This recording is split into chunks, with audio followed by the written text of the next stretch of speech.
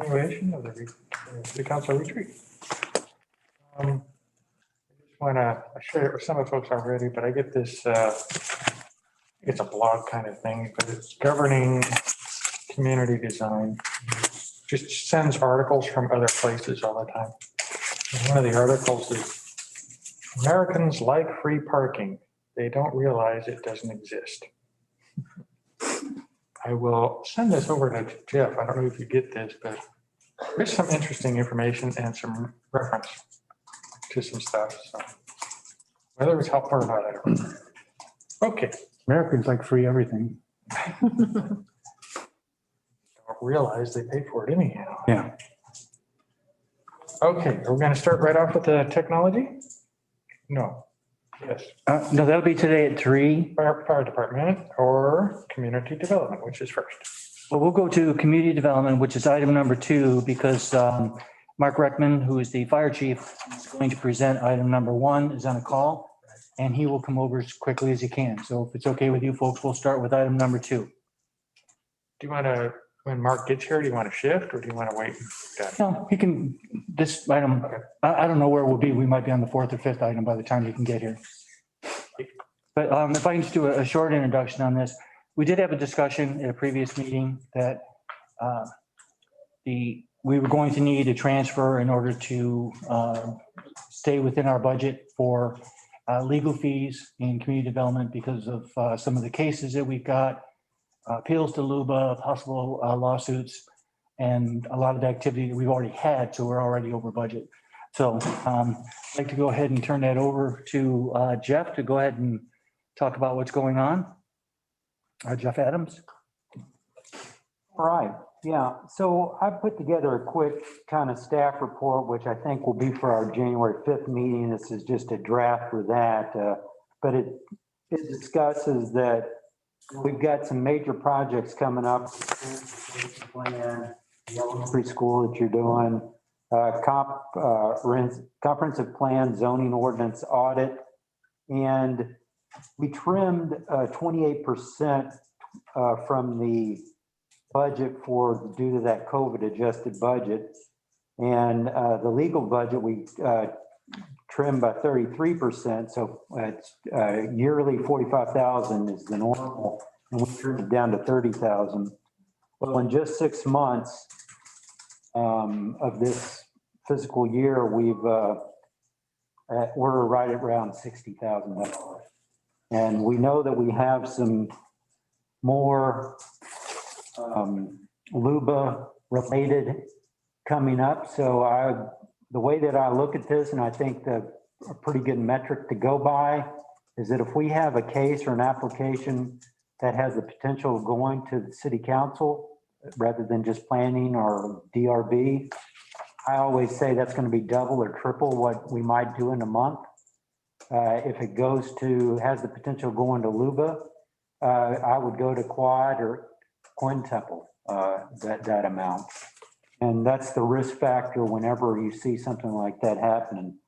And that's how it's played out. You can look at our monthlies. And so I've estimated for an additional 60,000 for the next 6 months, just from looking at what we've got potential. And unfortunately, it leads to that next item, which is the code audit, which I've also estimated about a $60,000 for 6 months, the remaining 6 months, if we're wanting to go in that direction. But they're related. I mean, there's a reason that we're seeing more of this, and there's a reason that we're going to see more of it over the course of our time. The language is, it's got some issues, and it's not meeting what we're wanting to see. Now, there's going to be a question of, will it ever, we're going to be challenged more and more with the development pressures that we're seeing and what we have left. But if we have better language, we can respond to that better, and hopefully it won't be as much pressure. Each decision is going to be more risky, and that's going to result in more legal. So those are kind of to summarize what I put together here with the staff report, and I can get you more data if you'd like to see where we stand over a longer stretches of time. But I think if you look back at the years that we've had LUBA cases and whenever we've gone to LUBA, you know, it's a lot of staff time, a lot of staff resources to get a record together, to coordinate over the strategy and the briefs. And it just adds up. So I see that as a continuing cost as well, and administrative fees. So any questions? Or Jeff, if I understand it, the $60,000 for legal is $30,000 to pay for where we're already over, and then $30,000 moving forward. Yeah. So that's how that splits out. And then the other, the 60,000 for somebody to do the code audit. Staff is not going to be able to do it right now. It's something that could be picked up later. But I think that it's important enough that we do move forward. I think, again, what Jeff and I, in our conversations, we're concerned that there are gaps between the comp plan and the code. And there are also issues that there's some really interesting ones right now based on what my definition of a certain term is versus what it is in the code versus what it is if it's not in the code versus what it is in the building code. So we've got a bunch of those right now. So I think that clarifying those and cleaning those up will be well worthwhile. So that would be my recommendation for moving forward. But you have two, you have a 60 and a 60. Any idea where this money's coming from? Yes, we would be able to do this and the $10,000 that we've talked about for the radio program from emergency management. We'd be able to do both of those out of this year's contingency. And this year, for just the first quarter, and I'm not saying this trend is going to continue, but we did collect in the general fund $968,000 more than we budgeted. So we are ahead of budget for the general fund, and the first quarter is our biggest year, so our biggest quarter. So that should help us quite a bit. So those are funds that we had not anticipated, and we do have funds. We did anticipate the need for contingency, and these items could be covered out of the contingency. If you want us to move forward with one or both, or all three, then we would have a resolution for you folks on January 5th, authorizing the budget move from contingency to these accounts. And I would further that, and we can get these numbers to you probably for the January meeting, is that building department, by working for Astoria and from our building, we're above what anyone could have anticipated. And I can tell you from what's coming in, we're not going to drop. We're seeing more and more building inspections and plan reviews. And our coverage will be at least through March likely at Astoria. So we're going to continue to get paid for that. So. And Jeff, do I have it right that we're talking about building department fees, but we can't use building fees for anything that's general fund related? So yeah, revenue wise. Yeah, so those will help, but they can't be applied to this. Right. Because it's a totally separate. A different pool. Yeah, it's a different pool.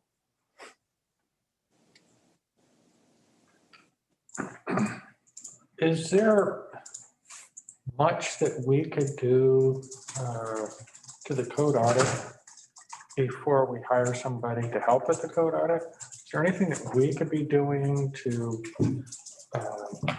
jumpstart the process without going into a full-on situation? I mean, there's definitely a portion of that will be a review of the comprehensive plan, side of things. I don't think there is as far as the zoning ordinance myself. That's going to be more of consultant looking at, what's needs to be modernized, if you want to call it that. If they even use that term anymore.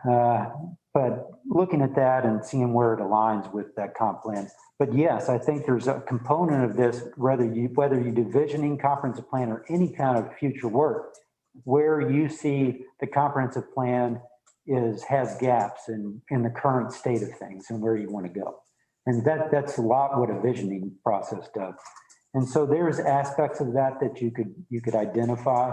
Like I just named a couple the other day, especially on the emergency management portions and some of that. But there are portions of that would affect that land use and zoning ordinance code.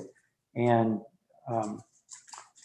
so, yes, that's part of the process. But then again, when I say that, that still takes your time, my time, and administrative time that right now you have, I think, pretty much booked at least probably through February and with that school project and other things, transportation plan. So whether you get to that at this fiscal 6 months, I don't know, Sam. In order to do what you're talking about, Sam, it would take Jeff's time.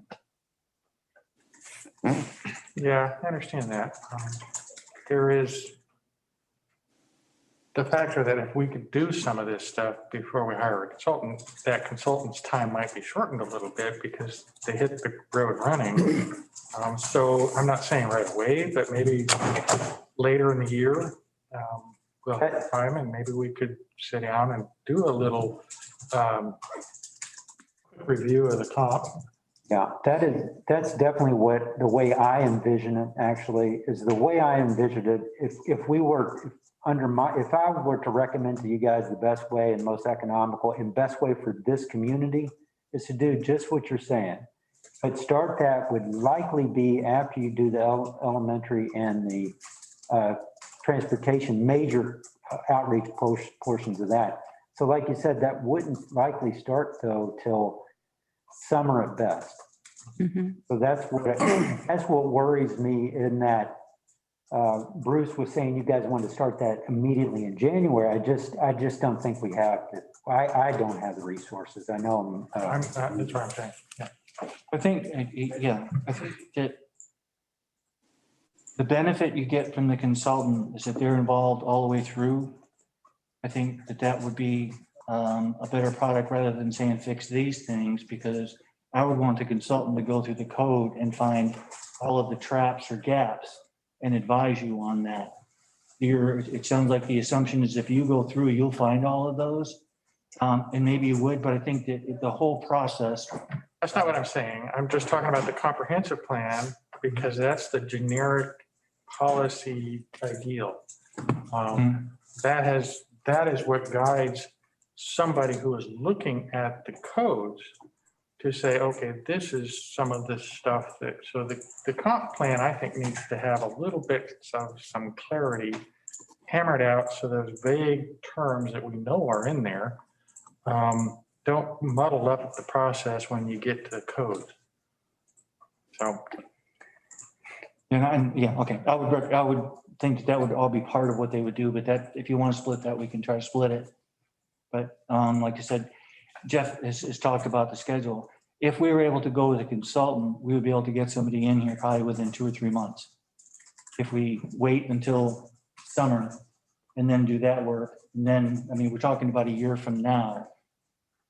And Does everybody envision having all of this work done before we go through the process of amending ordinances, or do it bit at a time? Well, I think we do the work and then you do the ordinance amendment. Yeah. Sounds like a 4-year project to me. well, we can, It does, and I don't think it should be rushed. It's so important. And the character of our community is at stake.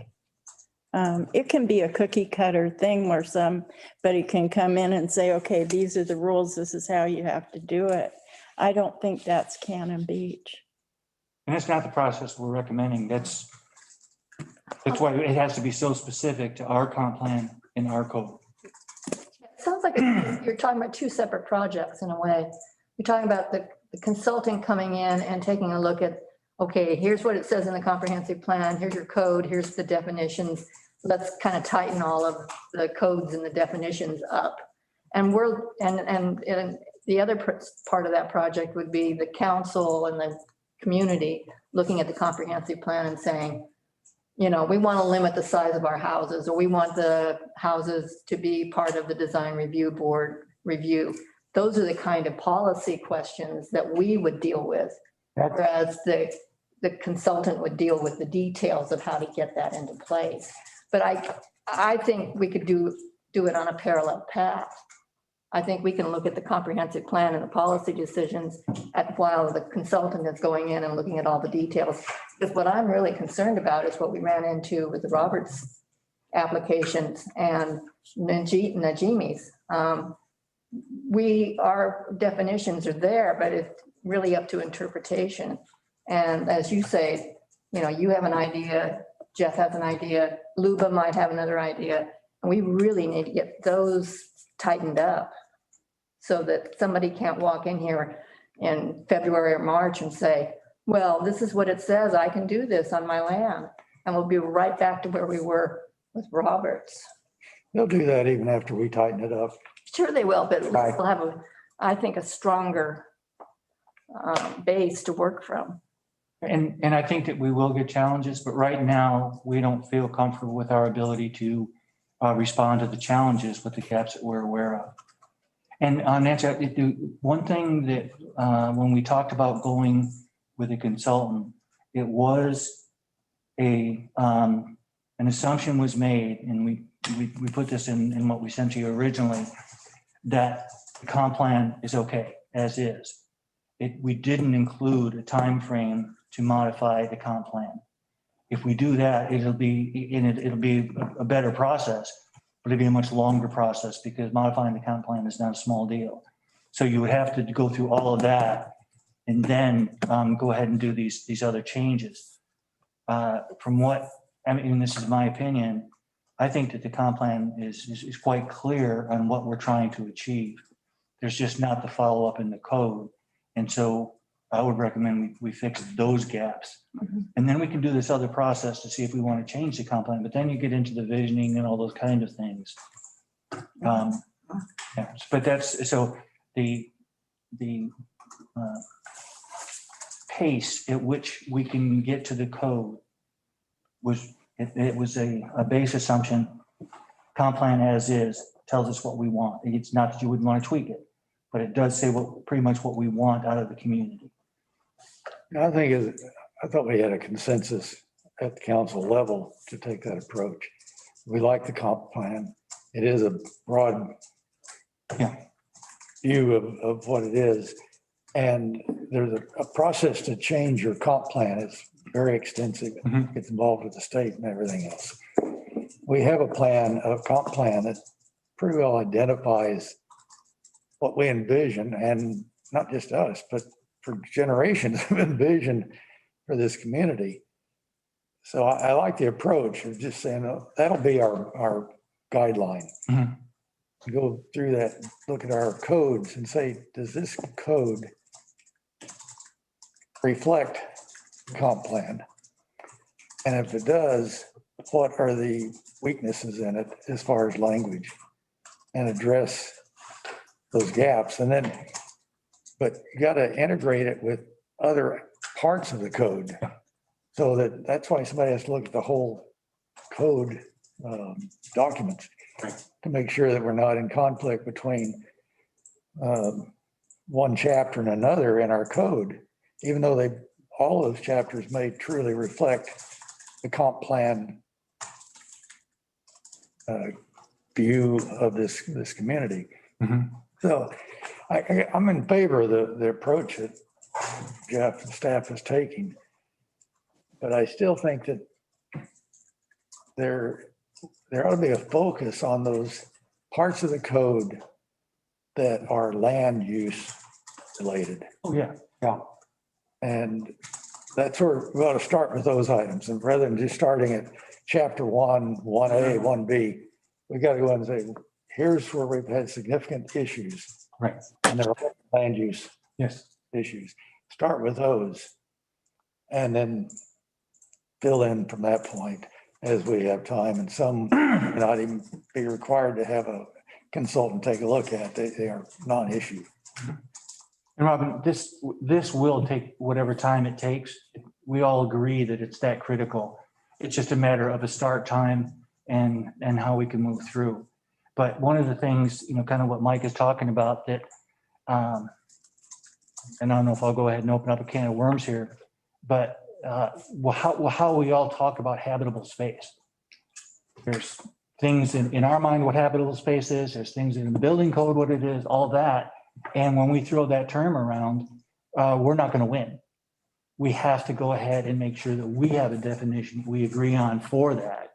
And somehow that we have it set up in the code that it takes precedent for, what some of the other things that are there. So that's what our concern is. And then a big one for mine, we love the buildings, we love the character of the structures that were here.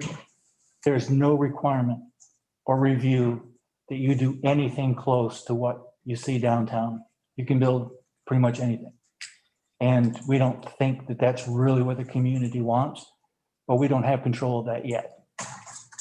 So that's why we think it's time to move on.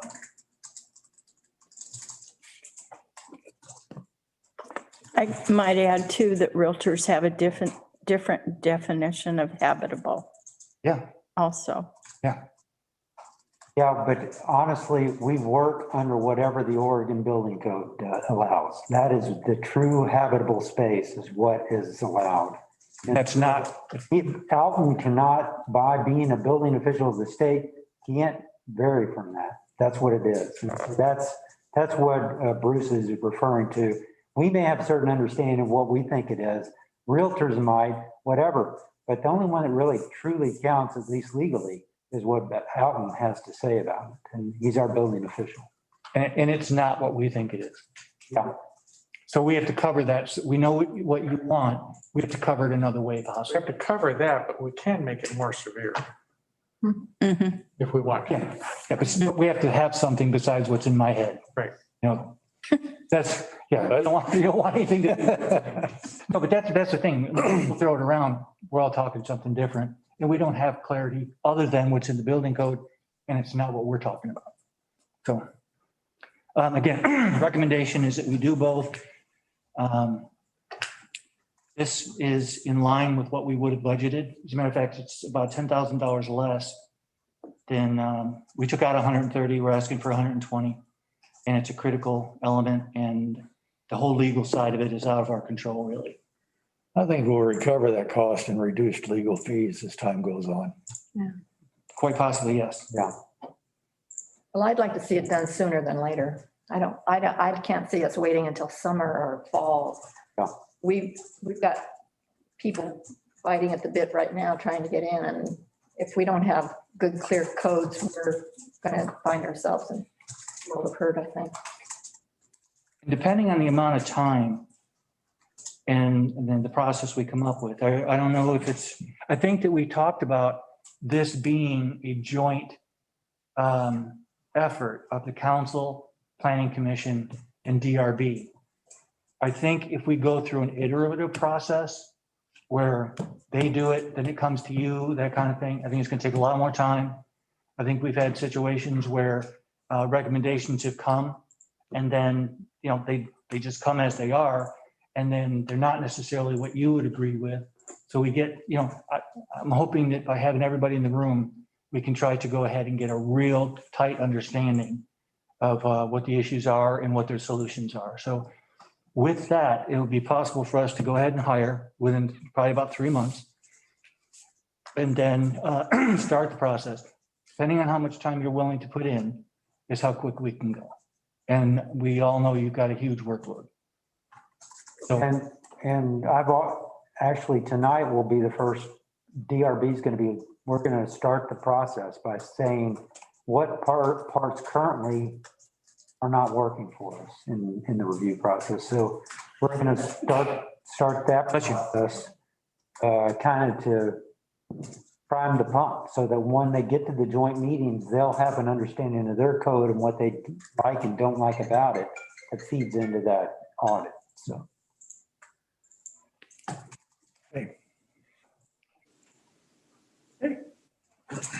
What else? Oh, I don't know, do we have a decision? Are we giving them a direction? I guess I heard a direction, but we're waiting for a while. But if you want to start looking for a consultant, Can, I wouldn't want it to start until at least summer. Huh. I really think we've got to get started a lot sooner than that. I would love to have it start that sooner than that, but we've got to get Jeff, free time. And maybe by the time we get an assistant or something for Jeff to work with, I don't know. Well, it sounds like Jeff wants to get going pretty quickly with the consultant. Is that right? Is that what I'm reading? Yeah, I mean, I would still say, like Bruce said, it's going to take 3 months or so to get one hired. Mhm. And so by the time they start, you're looking at May probably. Okay. And so, yeah, I think that's the time frame I would expect we get going. we'll push for April. We'll try to pick up that time, but in a time now, if we go with a consultant, what it'll be time with me, Jeff, and Ashley putting together an RFP, and then it's out. And then there's times when we'll be interviewing and reviewing and things like that. Can we see the RFP before it goes? Certainly. Of all this experience that I've had, city council and mayor, all the worst ones are with consultants. So Oh, the what? the worst cases are with consultants. So that's my hesitation with consultants. Okay, and I agree, and that's been my experience also. And that's why we have to manage this very closely. And I think having you all review the RFP to make sure you're good with what the product is going to be will be, and then we just manage tightly as we go forward. But if you have a strong consensus for what we're looking at, then we're good. Okay. So can I try to express what I think I heard? And that's that we will do the transfer of the 60,000 for legal. We will do the transfer of the 60,000 to hire the consultant. Staff will start putting together an RFP now to get somebody on as quickly as possible. And then we will, well, we're talking about, Jeff, how many members on planning? 5 or 7? For planning 7, MDRB? 5. Okay, so we're trying to manage schedules for like 17. And so it might be that we get a schedule for council and council says this is the schedule and everybody get there the best as you can to make it move, because 17 people to try to get them on dates that we're going to all agree on. So what we would do is we would bring you a schedule at some point, once we have a better handle, and probably a schedule. One of the things that the consultant will give us is a schedule for how they can move forward. So we'll probably base it on that. But tight controls will address concerns and a good selection, hiring the right person. A lot in the RFP or with the relationship with the consultants, got a lot of reiterative consultation. I don't want somebody goes off and looks at all our data, No. goes back to their office, does a big report and gives it to us. Will not be that. It's got to be it's almost got to be like they're part of the staff. Yeah. Working with us continually to get the feedback and the response to get a better product than what we're used to. Right. And it's done when you say it's done, not when they say, you have my report, pay me. Well, it'll be written that way. Okay. So, okay, good. Thank you. All right. It looks like we have, I'm sorry, Jeff, do you have any other questions, comments? All right, good job. Thank you. Hey, Mark. You're up. Well, thank you for waiting for me. Mark, you can sit. Can you bring it up, Rusty? Yeah, the clicker thing. Is that a technical term? Yeah, it's a technical term. It's my technical term. Something Rusty taught him. What, the clicker or the Rusty? Yeah. Okay, enough the jokes. Well, first off, thank you. And hopefully we got a chance to look at it for a second. My whole thing that I want today, I'm not looking for an immediate. This isn't, I'm looking down the road. I'm looking at future and stability and future. So please don't get hung up on as we go through and talk today of, oh my God, now. I want future. My whole thing when I started the district was financial stability and looking at the future of the district and of us growing, because it's going to, it is going to. And we've seen that. So just looking at we've already talked a lot about it, but the district is completely funded by property taxes, with the exception of the few grants. This year, 88% of our funding is property taxes, 12% is a grant.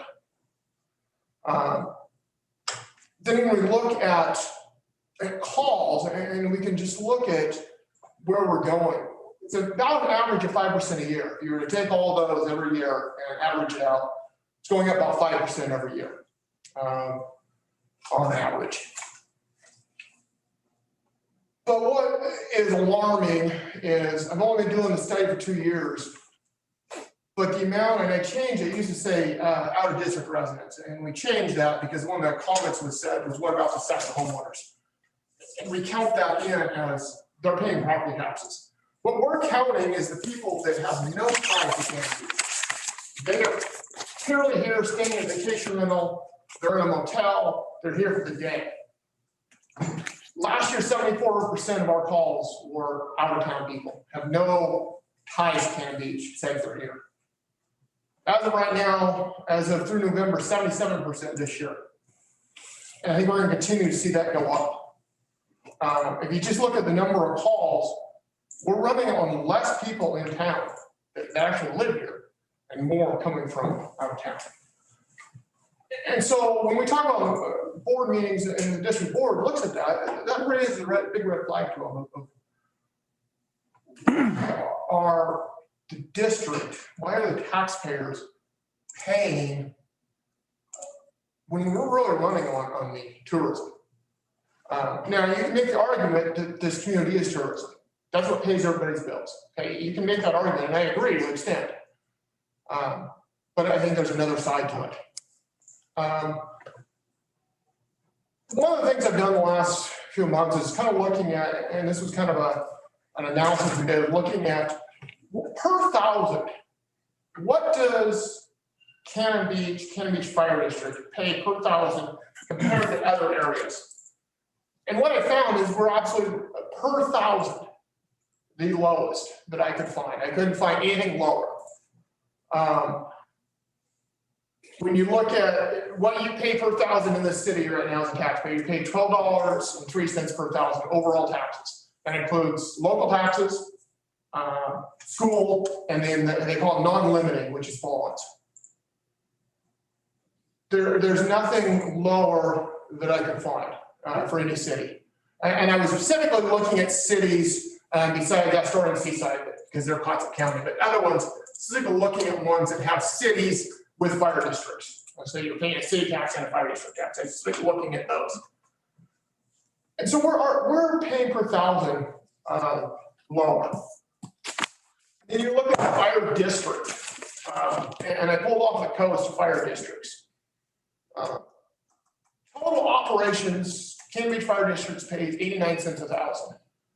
If you take us as a low and Onewalooski as a low out of there, and you take Central Coast out, because they're very high. The reason Central Coast is so high is because they transport. And so they have a high levy in there to support the ambulance. So you take those two out, and then you average it. An average of about $1.37. If you look statewide, $1.50 of 2,000 is pretty normal, pretty average. Okay. On the coast, I average out about $1.37. We're paying 89 cents. Okay. So I wanted to use that as a representation of what's the difference between the two. So what is our problem? We have a very low permanent population and a very high transient population.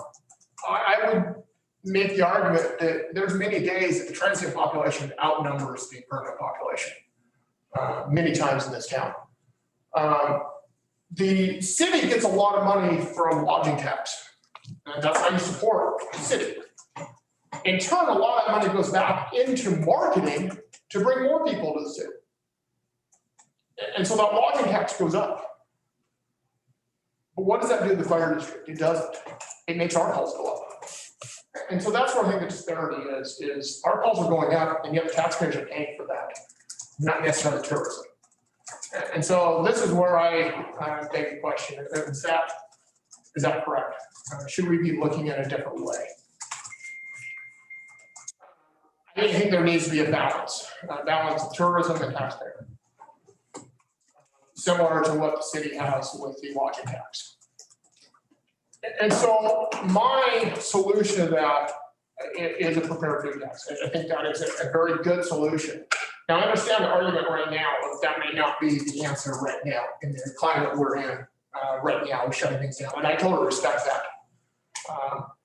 I put an example up, and this is where I want to, if we were in the future to do, the difference I think between the lodging tax and the food tax is, in my eyes, is we budget, from the city budgets what they received the previous year from food tax. So we know exactly what you have and carry that over.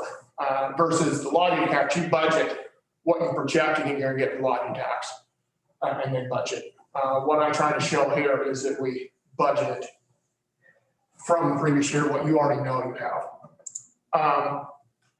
What my proposal was that do something for 3 years. That the district can get caught up on some things, see what that does, and then discuss it further. What did that do? How much did that actually generate? What did that do? And then the city has the option to look, okay, now this did great. We can use some of this, half of this, whatever it becomes, to work on the water system, to do similar to Yawhats and Ashland did. They did it for a very specific need, Ashland specifically. They had a problem with the water plant or sewer plant, I can't remember which. They passed it to do it. It was so successful. They've continued it and done long-term loans to use that to pay off those loans to improve things. Same with Yawhats. And so that's what I'm looking at this is I think there's more than one use of it. Not just the fire district. I think there's a lot of use to it. Yes, I'm here as a fire district looking at our needs without having to go back to voters again and again and again. I think what we have of the 89, if we can continue that with this, I think is the answer to stabilizing funding and having a stable district. One of the problems I'm faced with right now as I'm watching the district, I've been here 3 years, over 3 years now, almost 4, I guess, been a chief for a year, is there's no argument, anybody in this town, that our population is aging. We have less young people in town. And those young people that are in town, they eventually can't afford to stay here. I've lost volunteers that have completely moved out of the area because they can't afford to stay here. They were in a rental that gets sold. They can't afford, and I'm continuing to lose that. Every year I'm losing those people. And that makes recruiting volunteers harder. And I think that's going to continue. And especially as our calls go up, it's going to put more of a hurt, more of a burden on the volunteer to continue to staff every one of those calls, middle of the night. There's got to be a point in the future that we're going to have to start looking at staffing. How can we augment volunteer staff? Because we're not going to be able to continue and provide a reasonable service. And I'm not saying it right now. I've got to look in the future. And that's what this is about, is looking down the road and having that plan. We're managing now. Right now, I've got 4 that are quarantined because they were exposed to corona. Okay, they'll come back Monday, but this week has been hard. You take 4 volunteers that are active out, and then you take the rest of them that have to work. Your pool shrinks really small, really quick. It only takes one incident like that to really realize how fragile we are with volunteer. We have an amazing group of volunteers. But you also have to respect them, that they have kids, they have family, they have early morning jobs. And how easily are they getting up at 2 a.m. to go on a medical call? It's tough. We get 2 or 3 of them, but I have to respect them too, that I got to get them to work at 5. Getting up at 2, okay? But then you also got during the day. Right now, the call we just had, where's all the volunteers? Well, they're all at work. And some of them working out of town, a lot of them work out of town. And so it's coming to a time when we've got to start balancing that. So some of the things I talk about, increasing revenue or staffing, training, we're very deficit in some training because we don't have the tools, we don't have the money. Surf rescue, rope rescue specifically are 2 very expensive ones to train. But then also we don't have a lot of training prompts and we have to borrow from the state, and that takes scheduling and that takes a lot of work. And so having some of those training prompts, and then just long-term planning, equipment and building planning. The station's 25 years old. It's not getting replaced anytime soon, but it takes, everybody knows in this climate, it takes repairs, it takes upgrades to keep it working. It deteriorates. And so it's that long-term that we haven't had because we haven't had the resources to have long-term. So that's what I'm here today to talk about, is trying to make that balance of the two funds. And 2 sides of this. We have obligation to protect community. We also have obligation to protect tourism, because tourism is what this community is. So there's my quick and blunt, this is where we're at. I think that we have an obligation to look at what does tourism do back to the emergency services and back to the fire district. Because right now, what it does is increase our calls. How many volunteers do you have now? We have 14 right now. I have 4 that were in the middle of fire academy. So I'll have 18 when they finish, but with the virus, we didn't have to shut down academy. We were trying to finish, but this happened. The 4 that got down to quarantine that kind of brought everything to light. And we were doing everything right with them, but we stopped it. Hopefully middle of January, we can go back and finish the last few classes they have so we get them online. And that's, I'll talk a little about that, because that's interesting, the misconception, I think, of volunteer. That is the fire academy. That's 132 hours that they put on Monday and Thursday nights for the last 3 months, and then some Saturdays in there. That is only fire only. That has nothing to do with medical response, which is 80% of our calls. Those guys still got to go through medical, whether it be the EMR class or the EMT class. The last academy, I had one go through EMR, which is about a month. It's very quick and kind of glorified for first aid if you want to. And I have 3 going through EMT, which is 6 months. And so you still got a lot of training to get them really responding.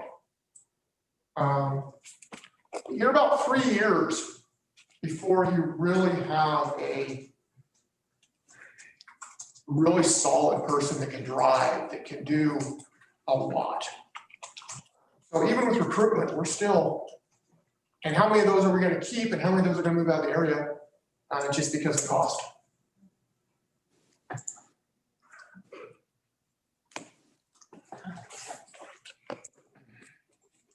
Is anything being done at state level to address these inequities among different fire districts?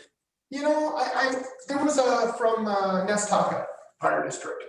He tried to push the state real hard to change this because they're the same thing in Pacific City.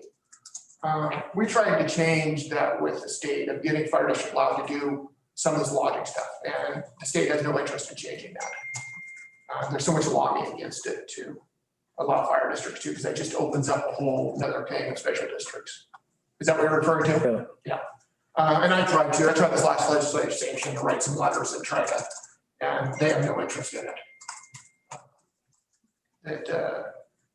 There's too much lobbying against to allow fire district or special district to do it. And we're unique, really, Canada Beach, Nestaka is really kind of unique because most coastal places that have the large tourism, they're a city department. They're not a district. And so you don't have as much of that disparity. Canada Beach and Nestaka are kind of different that way. Where we're not like Seaside, they're a city department. And so they have a lodging tax to support it. And they'll pass a public safety levy to help support it. So they kind of have both ways.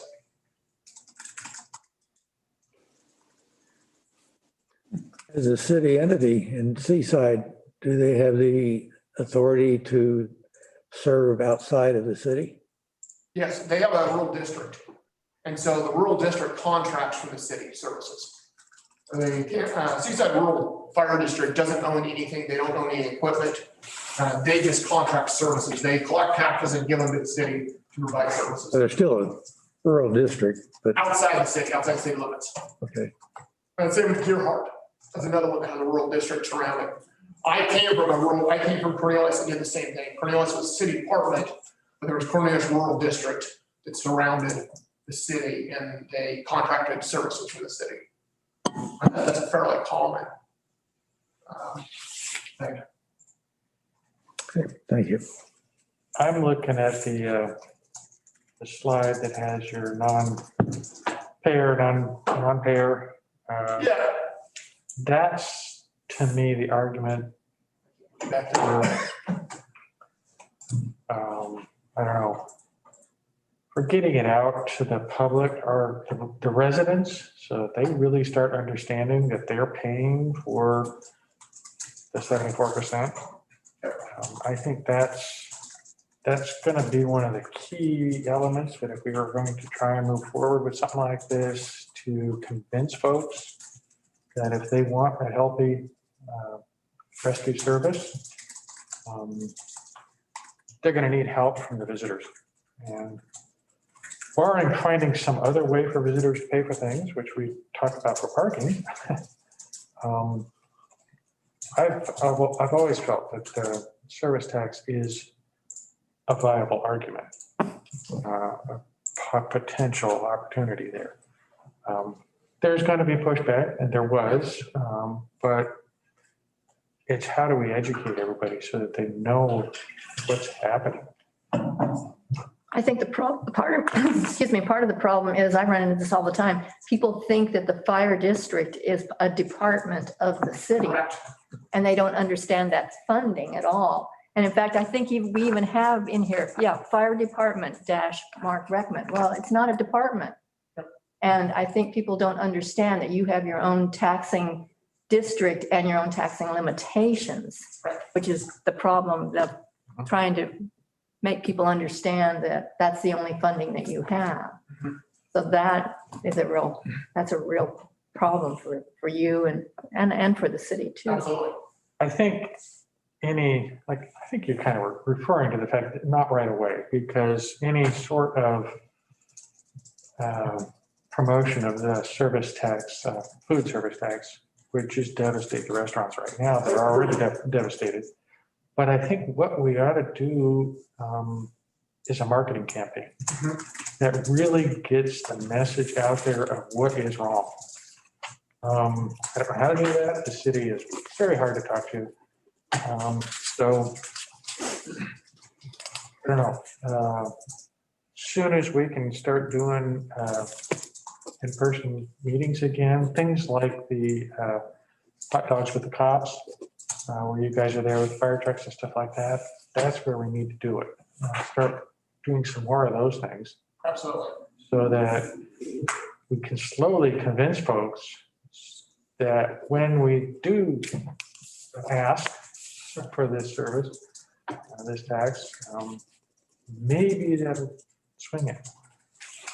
Absolutely. Yeah, I agree that right now, until things are back open, I don't know if it's the time to do this. And I wouldn't advocate that. But I think you're right, Mayor, that it's going to take some time of educating. And that's what I'm about right now, is trying to get that education out. Yeah.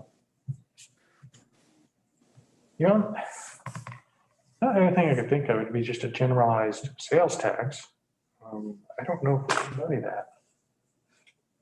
I don't know if that. I don't think you can. I think that was what's banned, is you can't do a generalized. It has to be, because you can't do a all, I think it's called commercial tax, all commercial, it has to be a specific.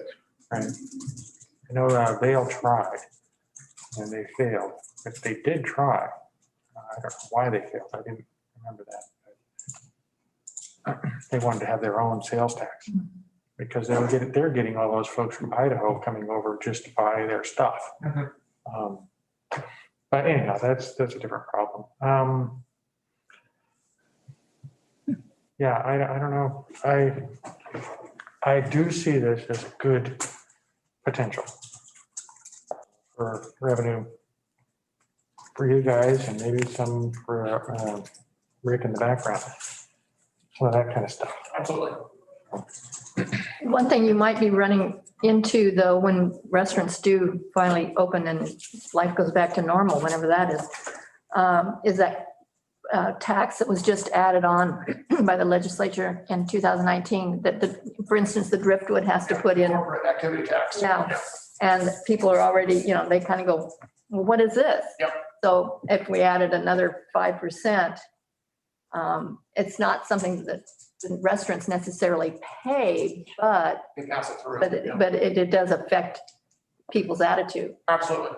So that's something that you're going to have to deal with too, I think. That's the messaging aspect, because there's that sense that if you pay more in a sales tax or an added beverage tax or whatever, you're going to have less in tips. That was the primary, and you go to other states, literally every other state, and it doesn't affect them because they've had that established forever. Yes. So. And I think, this is my opinion, but I think when you look at Cannon Beach and you look at the license plates in town, they're Washington, they're California, they're Colorado. Majority of them, they're going to already used to paying it. It isn't a big question that, yes, there is some that's going to question that are, local, they're Oregon, they're like, what's this? We're not used to this. I think you're right. I think a majority of them are outstate.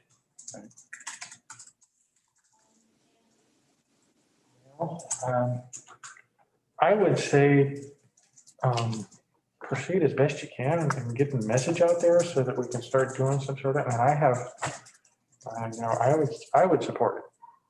I know I get arguments, people yell at me. They did last time we talked about it. But I'm sorry, again, we run into the fact that we are paying for everybody else's entertainment. And that just happens to also their safety. So when they come to visit us and they fall over sick to their stomach or something, somebody's paying for that.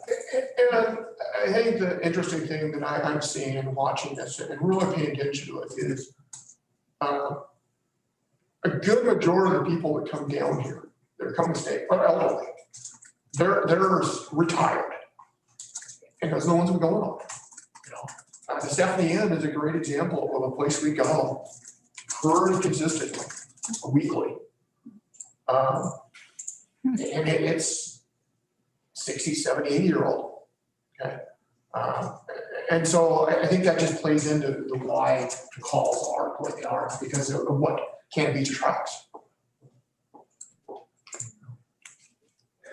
It occurs to me that enacting food and beverage tax, the reason for it makes a lot of sense. But the blowback, you won't feel it. The city will. The city will get all the negative, all the opposition, all the threats and complaints. And we turn around and give, in this proposal here, 85% of it to our department. Good if we could find a way for the fire district to be more direct and enacting such legislation at state, county.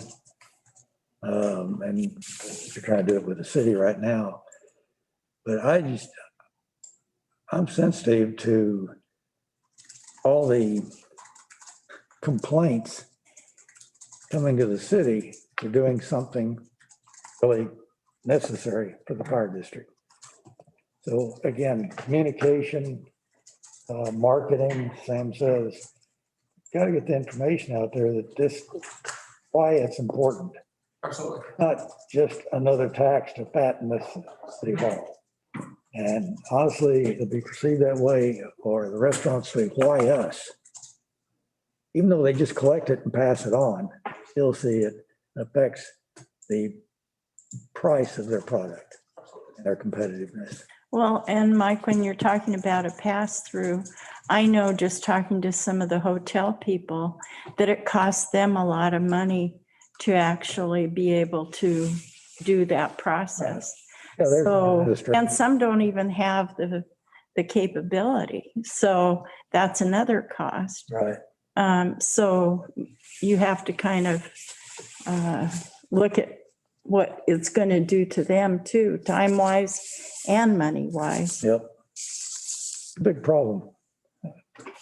Is there such a radical idea of maybe, and I'm not promoting this, I'm just asking what it would do if we dissolved the district and it became a department of Cannon Beach? So the city could, by charter, if they chose to, they could say, we're going to start our own department, our own fire department. And in essence, what that would mean was the borders, the Cannon Beach Fire District would still exist. But within the city limits, you would have your own department. So you could become a city department. And then if you so choose, the rural district could contract services in the city. That is a real possibility. Millersburg just did that. They were part of Jefferson Fire District. They just became their own department and contract services from the city of Alway. So you could do that. That is your rights as a city. Would that improve the funding of fire services? Would that provide more options for funding? What it would mean would be that the 89 cents a thousand, that your city residents wouldn't pay that anymore because it'd be now funded out of your city budget. And 89 cents a thousand would only be paid by the rural residents. And then the city would have to come up with how they fund the department within the city. Whether that be passing a operations levy, whether it be, absorbing in the budget, whatever, that'd be the city's choice to how to fund that. Would the city still be limited to the 89 cents per thousand? No, because The organization. you wouldn't be paying, the city residents wouldn't be paying that. But outside would be limited to 89. And 89 would, the outside city would be paying that. Yeah, but if we were then to adopt a tax, I don't think we'd be successful in going over the 89%. So just because that would be increasing property taxes, which is the measure 5 restriction. So essentially, no. I think it'd be really complicated. I think it would be complicated. I agree with you, Sam. It would be complicated. I think it could be done, but we would have to increase taxes to get to where Mark is talking about. So, yes. And I think, I don't know enough about this, but I think what would happen is if the outside is held to the 89 cents and it costs more than 89 cents per household or per thousand to operate, then people in the city would pay this much. Right. And then these folks would get the service for a lower cost than what the tax increase would be to operate it. And that's what happens a lot in rural districts. As the city of Cannon Beach, the Cannon Beach resident pays a lot more for taxes for fire service than the rural resident does. If you were to break it down. But we also are on more calls than the city would do in the rural. So there is a Difference. give and take there. I thought I'd heard at one time you could basically merge with another district, basically both those districts dissolve and then create a new fire district Absolutely. and have the ability to go with a much higher rate per thousand. Absolutely. And so we've talked about that, of merging Nehalem and Hamlet and Cannon together. That's been a real talk. The problem we run into when we started looking at that is just a few years ago, Nehalem merged 5 agencies into one. And that was huge. They're a little hesitant to try to do that again when they just did it less than 10 years ago. They're also $1.15 a thousand is what they're paying. Hamlet's paying $1.25. We're right now paying 89. So they're not gonna want to come down in tax rate. And going from 89 to $1.15 or $1.25, that's a huge step. And a huge education. So I think I won't say that won't happen in the future. I think it is the future. But I think it's down the road in the future. And so, but it's gonna take some time to educate them why do that. Well, it seems like it might make sense with Hamlet district per thousand, their tax rate could actually come down It could. with the Cannon Beach district going up significantly. Yeah. And it'd be a win-win for both. For them, it would be an argument, I think, in Cannon Beach. It'd be an education. And I don't know that that's a wrong thing. I think, depending who you talk to, there's some who get really upset when you even talk about this. But I actually think it's a legitimate conversation. We respond with Nehalem on a lot of calls. There's a lot of auto aid area that we go with Nehalem. We work with Nehalem very closely. And it would make sense to Hamlet. We also work with Hamlet very closely. They're our auto aid come in. We go out, we help them with training because we need them trained. Hamlet's poor. They only have about $30,000 annual budget. There is no money in Hamlet. But we need them as much as they need us. I think the other issue is, again, who are you serving? Because if we were to tell Hamlet route that, okay, now you're going to pay 70% of your budget for tourists, that would be a no-go for most of them. I can tell you right now. That's why they live where they do. The question still is, who are we serving through the fire department with rescues, being your 74% of out-of-town folks, non-residents? How do you best touch upon the non-residents? I guess that brings to me one question. Is it possible for you to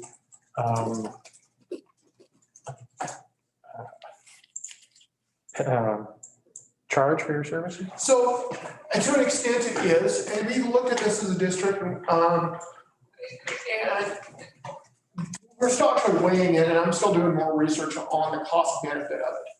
So I can bill for services for anything that happens on public lands. So I can't bill for going to Stephanie. But I can bill when we respond to state parks for techno rescue. I bill for when we go down the beach for surf rescue, for the highway incidents. I could bill for those. It takes a resolution of the district, and it takes going to the Department of Revenue. There's a lot to go through to it, but it is possible. And so we're kind of looking at that too, of what's the cost benefit of that? What would we really get out of it?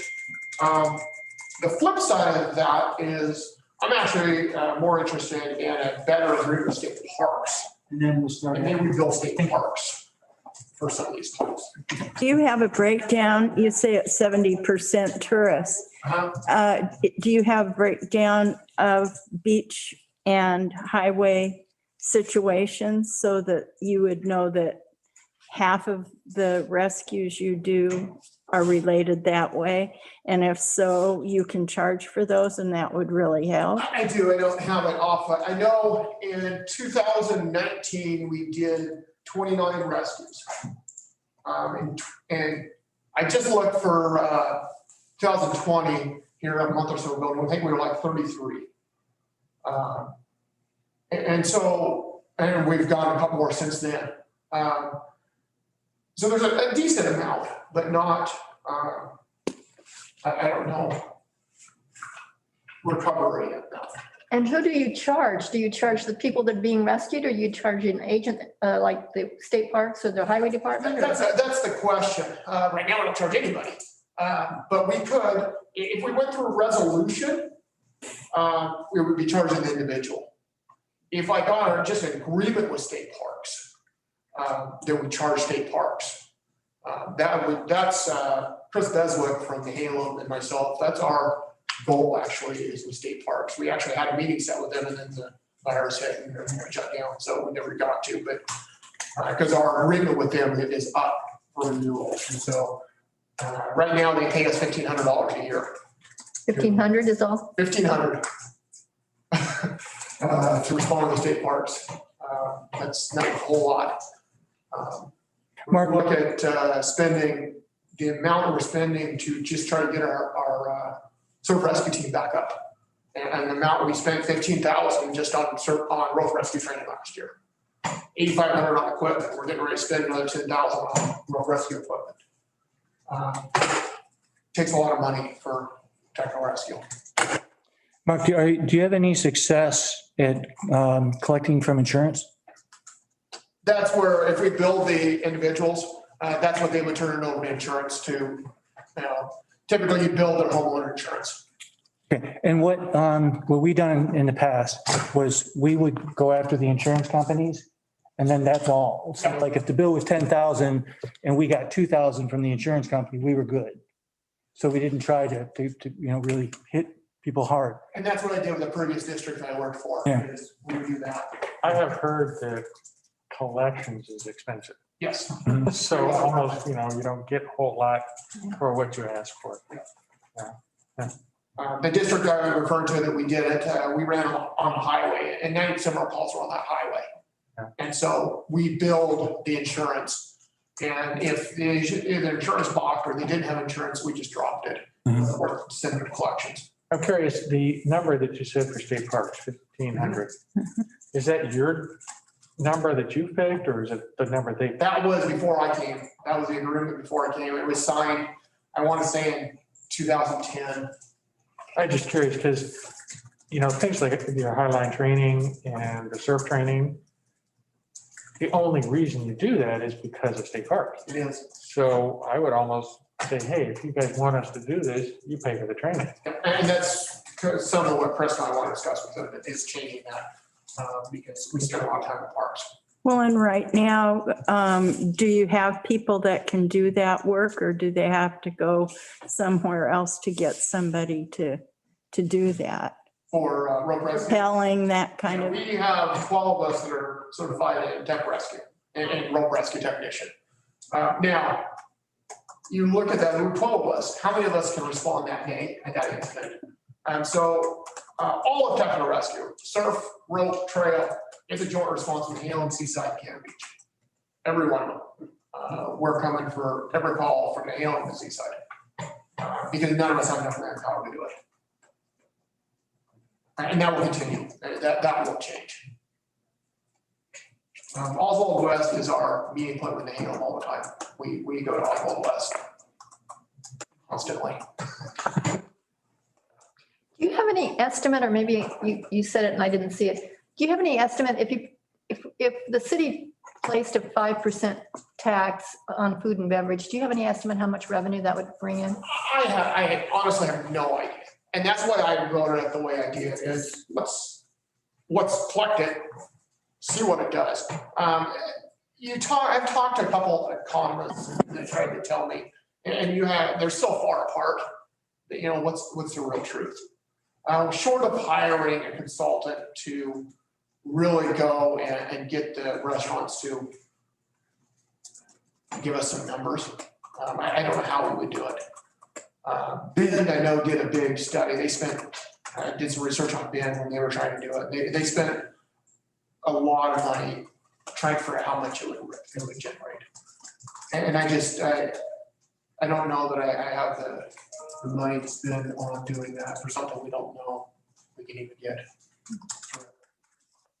And that's kind of why I wrote the way I did, of let's see what it generates before we even budget the money.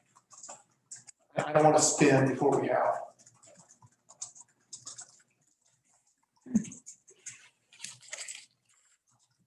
Well, I'd say let's keep working at it, and see what happens. Again, I'm not speaking for the council, but I support it from personally. I think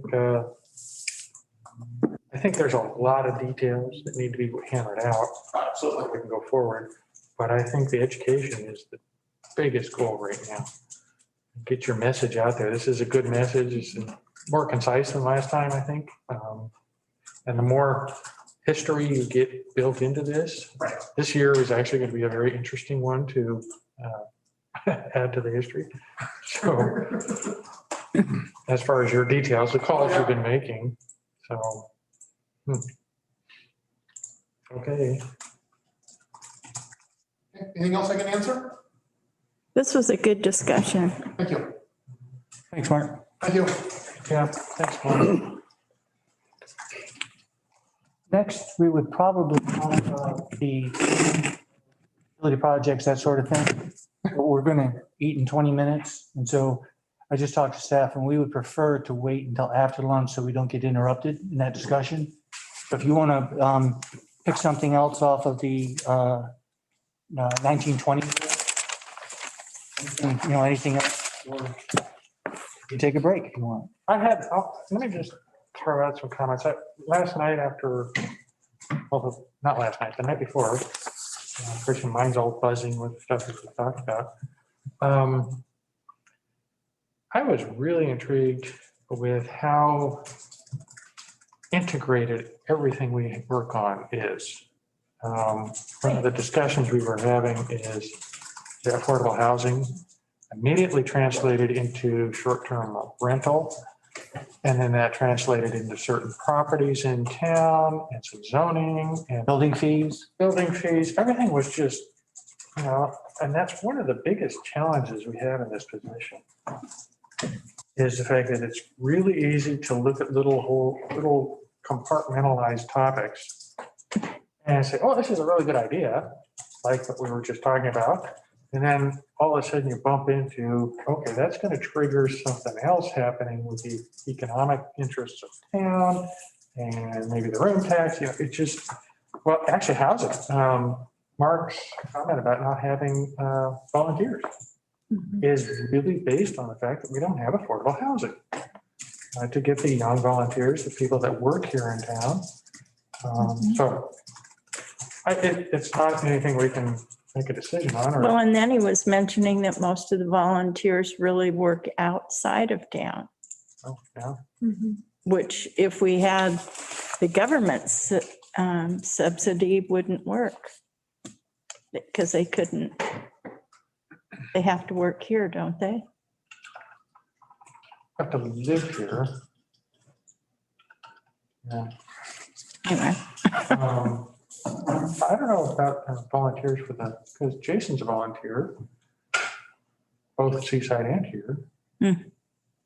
Anyhow, those little details are part of the problem. I keep running into, there's some little thing somewhere, a lot of it down at the legislature, if they would just figure out a better way for the taxing to happen. That Measure 5 really messed up a lot of stuff. What it actually did was it reinforced the inequities throughout the entire state, because his file showing that, in Central Coast is $157, whatever that number was, just crazy.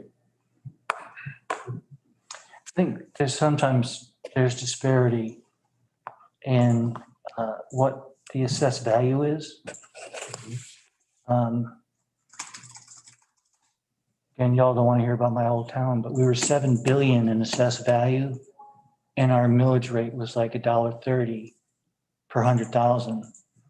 And but other people, to generate the same amount of funds, would have 7 or 8%. So you have to look at what the, a comparable city, comparable population, and what's your total fire budget, rather than just focus on what the millage rate is. Because if you have a high valuation like we do, that can generate more than somebody with a high millage rate with a low value. So, It occurred to me, as Mark was talking to, that I think it's hypothetical 85-15% split. What we might do, if we're going to base it on cost of tourists, we need to have a better handle on what the tourists are really costing the city. Mhm. We know there's costs, and we can identify some of them very easily. Mhm. But if we got into that, other than just an arbitrary number, I think it'd be helpful, as Tim, what he's identifying, what services is provided to the tourists. I think something similar for the city would be beneficial if we get into trying to allocate or collect just based on tourist volume. I think that if we're, if we proceed with this discussion, there needs to be a more in-depth study. I think that when we're talking about like 71% or 77% of the calls, that makes, without having any other data, that kind of looks like that they must be underfunded somehow from the tourism. But if they're funded by taxes, then I think you need to look at the commercial and tourism properties and see how much money they generate. And that's going to be the gap. Like if they're generating 80% of their revenue, then that particular argument is not really germane. If they're generating 40%, then it's a much bigger deal.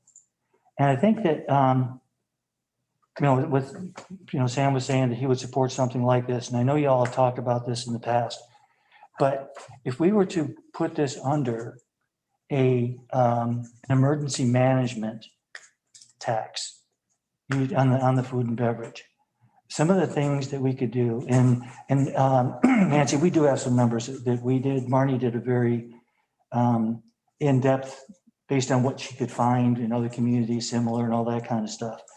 And so her number for at a 4% was 723,000. And for 5%, it was, I can't read my own writing, 904,000. So even at 15%, which I think is arbitrary and I would never agree to, 85% giving them that revenue, because I would want to know all that other information first if we were going. If we were to just take 15% of the 4%, that would generate 108,000. That, we're going to have a conversation this afternoon about water resiliency and other things. That 108,000 would pay for $2 million in bonds. And at 904, and at just the 15%, it's 135 or 136,000. Well, that's easily 2.5 million. And so if it was couched, if people knew that we were going to use this money to help fund the fire department, fund water resiliency, that kind of thing, I think that might change the equation, and also make it hopefully a little bit easier for some of the things that, council is going to be facing as we get down the road. But what I always found was that people are always extremely supportive of police and fire and emergency management kind of thing. So, and schools. So if you're doing something for those, I think you have a better chance in people feeling I'm getting my money's worth with this. Because it's their safety, it's all those things. And what's more important than water and like the fire rescue, that kind of thing. So I think if it was to be put under that, I know you all have talked about that concept. I don't think the restriction would be such that we couldn't necessarily spend it on something having to do with resiliency. And I think that, again, that was just based on 15%. If we had a higher percentage, there's possibly, things that we could do for police or communications. So I think that there's a potential there. I agree. And it's worth looking into, but it still only touches our residents. It doesn't What? it only touches our residents, it doesn't touch the tourists. The food and beverage? Oh, sure. He's talking food and beverage. Okay, I'm sorry. Yeah, no, saying that, I'm sorry. I'm saying that if we generated these revenues in food and beverage, only kept 15%, that would be paid for by more by outsiders. That's, I heard, sorry if I wasn't clear. I heard a bond in there, so that's. Yeah, I did too. Yeah, but that would pay that amount if we were generating that annually. I see, that's, We could use that to just to pay the debt service on 2 million. sorry, I wasn't Yeah, 100% listening. You're talking about debt service on a loan yeah. situation, not a bond maker, but a loan. Well, a loan or a bond, I'm just talking about debt service. However, we would just try to get the best way to get the money, but it's still a debt service listed as a debt service payment. Yeah, because if you're talking about a bond, people will be paying the bond as well as the 5% tax, so. But if it was a loan, that'd be a different story. Well, not necessarily, because what we would do, we would be, like, if we were to do a general obligation bond, what we're saying is that we will raise taxes if we have to make sure we can pay you. But it's okay to use another source, like funds from the food and beverage tax, to pay that debt service. So that people would not be charged for the bond. They would not know, but for example, if something was to come up and it was 130,000 and we generated 108,000, we would be obligated to pay the full 130 by adding another 22 or whatever the number is. But you don't, just because you put it in as a tax and they are obligated to pay it under the general obligation, when it comes around to charge, you can use other funding sources to pay that, to reduce the cost to the residents.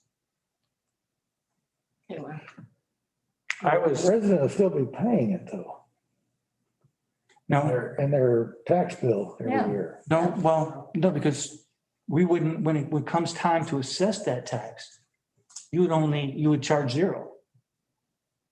And then when it comes time to pay the bond, we would use these funds to pay the bond. But if it costs more than this, or if for some reason the food and beverage tax had to go away, or people stopped eating, we would be obligated to raise taxes the next year to pay the full amount out of some of these taxes. But we can use other sources. The bond and the tax assessment are two different animals. Yeah. Yeah. So, Yeah. yeah, so, And when I say bond, I mean, to me, but everybody generally Right, assumes yes. that bond means a tax Yeah. assessment, yeah, because it usually follows, but it yeah. does not specifically mean that. That would allow us to have a lower interest rate. Pardon? We'd probably get a lower interest rate on the bond because of that backstop. Yeah. Yes. You do. And that's what happens when, why people want to go for general obligation bonds. You're coming close to paying off the bonds that were used to build the water and sewer system. And the decision was made to use GO bonds because it's tax deductible. And, and for some other reasons. The problem with that we've, as we do analysis, is that one of your biggest water users, which is the convention center, the church, whatever, the Bible college, all that, they pay zero on that bond because they're exempt from having to pay on the bond, but they're one of the highest water users.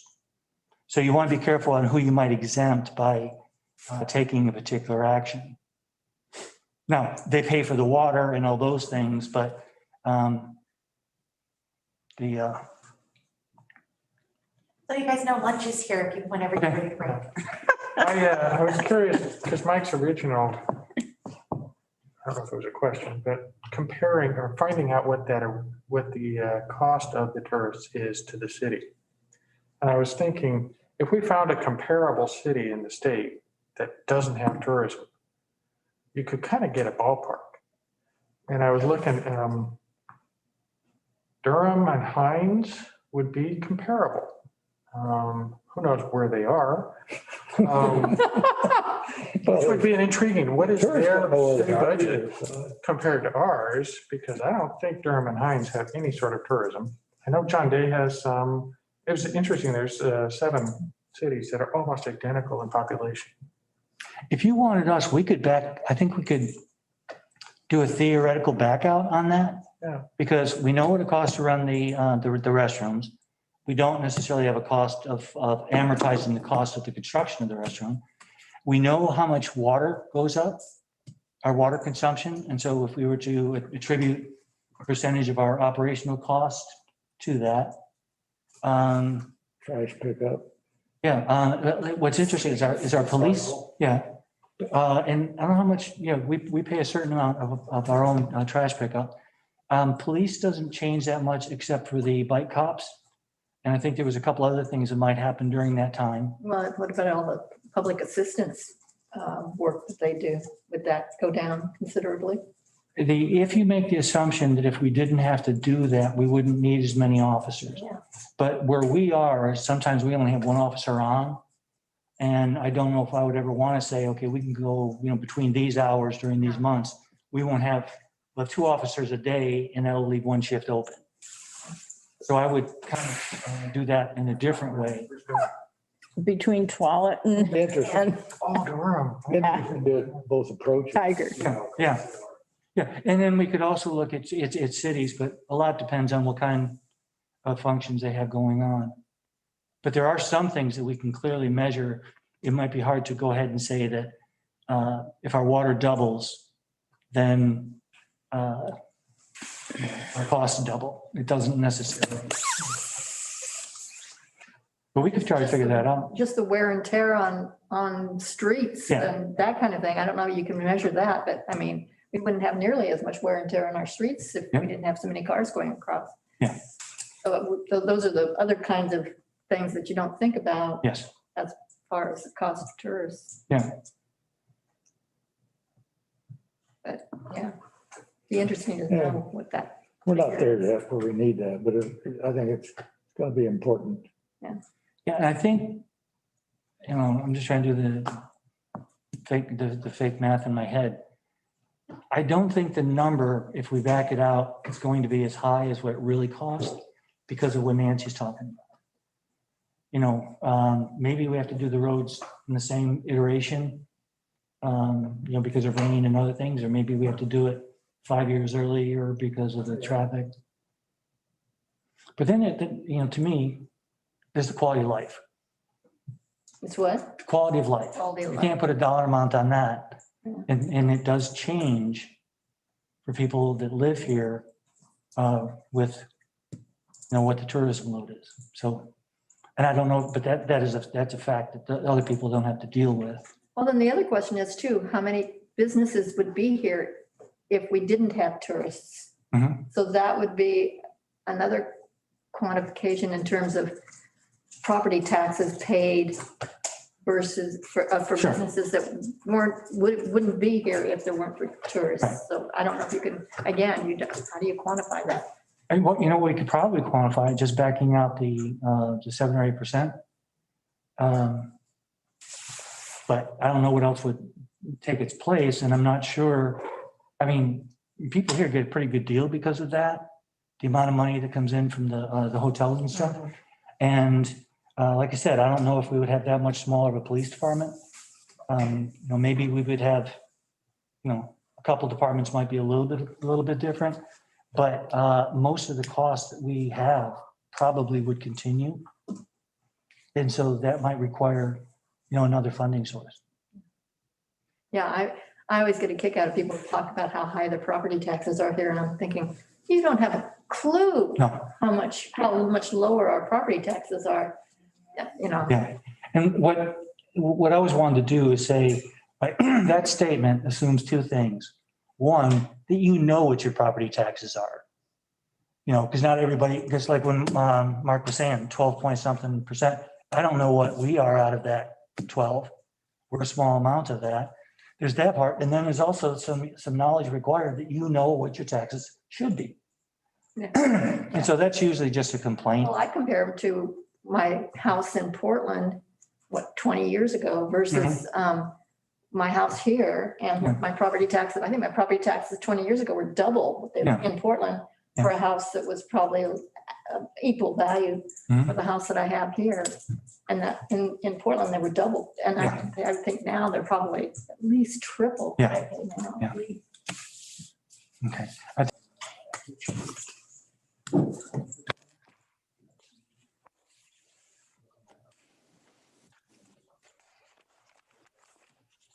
Here's that share. Start, Mr. Mayor. About 2 or 3 years ago, the city completed a process of developing water master plans and wastewater master plans. There was I don't recall, I might be wrong on this, but there was not much, if any, progress on those projects because of funding issues. At that time, the council authorized staff to start pursue loans for a couple of smaller projects. And that was for the meter modules and Matanuska lift station cover. And back then, we found that an increase for a loan of $1 million over 30 years would be $54,000 a year for the debt service, or roughly 4.5% at that time. So we had funds in place when we got the meter modules, which had came with a 50% loan forgiveness. And the same, did Matanuska have a loan forgiveness? Okay, yeah, Matanuska also, I think, was around 50% loan forgiveness. So we got very good deals on that. And we had the funds so that we could say we can pay the debt service. We already raised rates to pay this debt service. We also started a process for line replacement loans. And if you recall, it had to do going down Hemlock, going down Presidential, some other things. But in evaluating things, we looked at the water resiliency portion of the master plan. And then that was also when our emergency management awareness was increasing. And then in looking at, okay, well, you know, what kind of things you're going to need from emergency management. One of the things that I was aware of is that folks can live for a pretty extended period of time without food, but it's 3 days without water.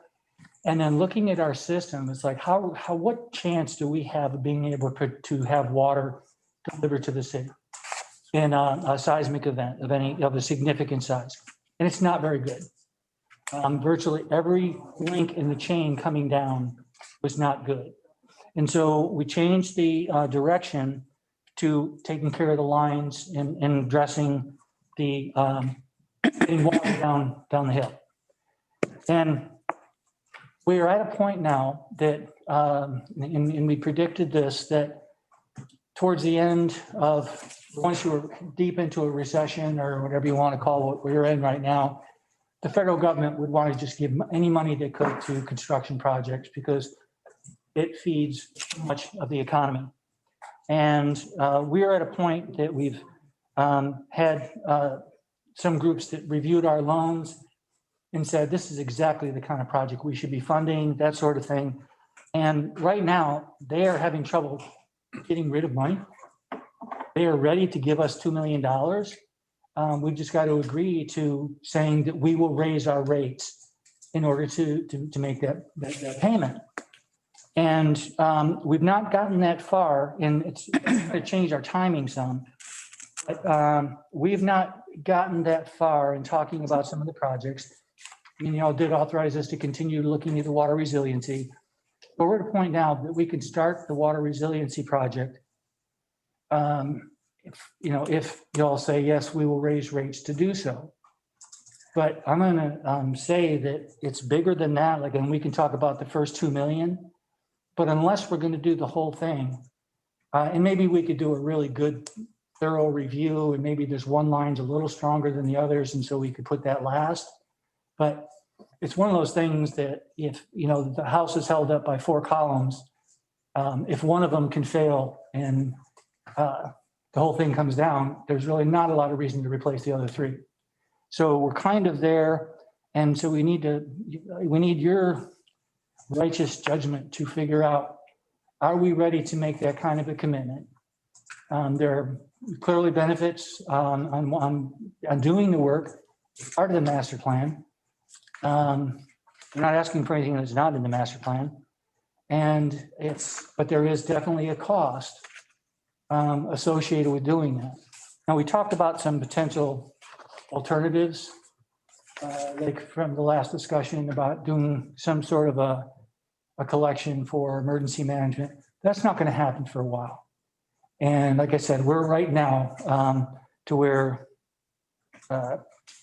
we're ready to move. So first I'll ask Lori to go through the water utility presentation that she has here, because we talked about some of the increases that we might be needing and projecting. And then also I'd like Karen to talk a little bit more about the loan process and that sort of thing, about where we are. So, okay, Lori, if you would. Okay, so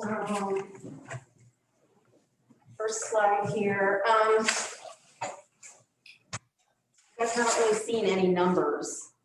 We've been doing a lot of calculating behind the scenes and discussing what rates are going to look like if we do several scenarios of funding levels. We worked on this information. I think this is probably about a year old, because we haven't, COVID hit, and we really didn't come back to the table and kind of look at this again after our initial calculations.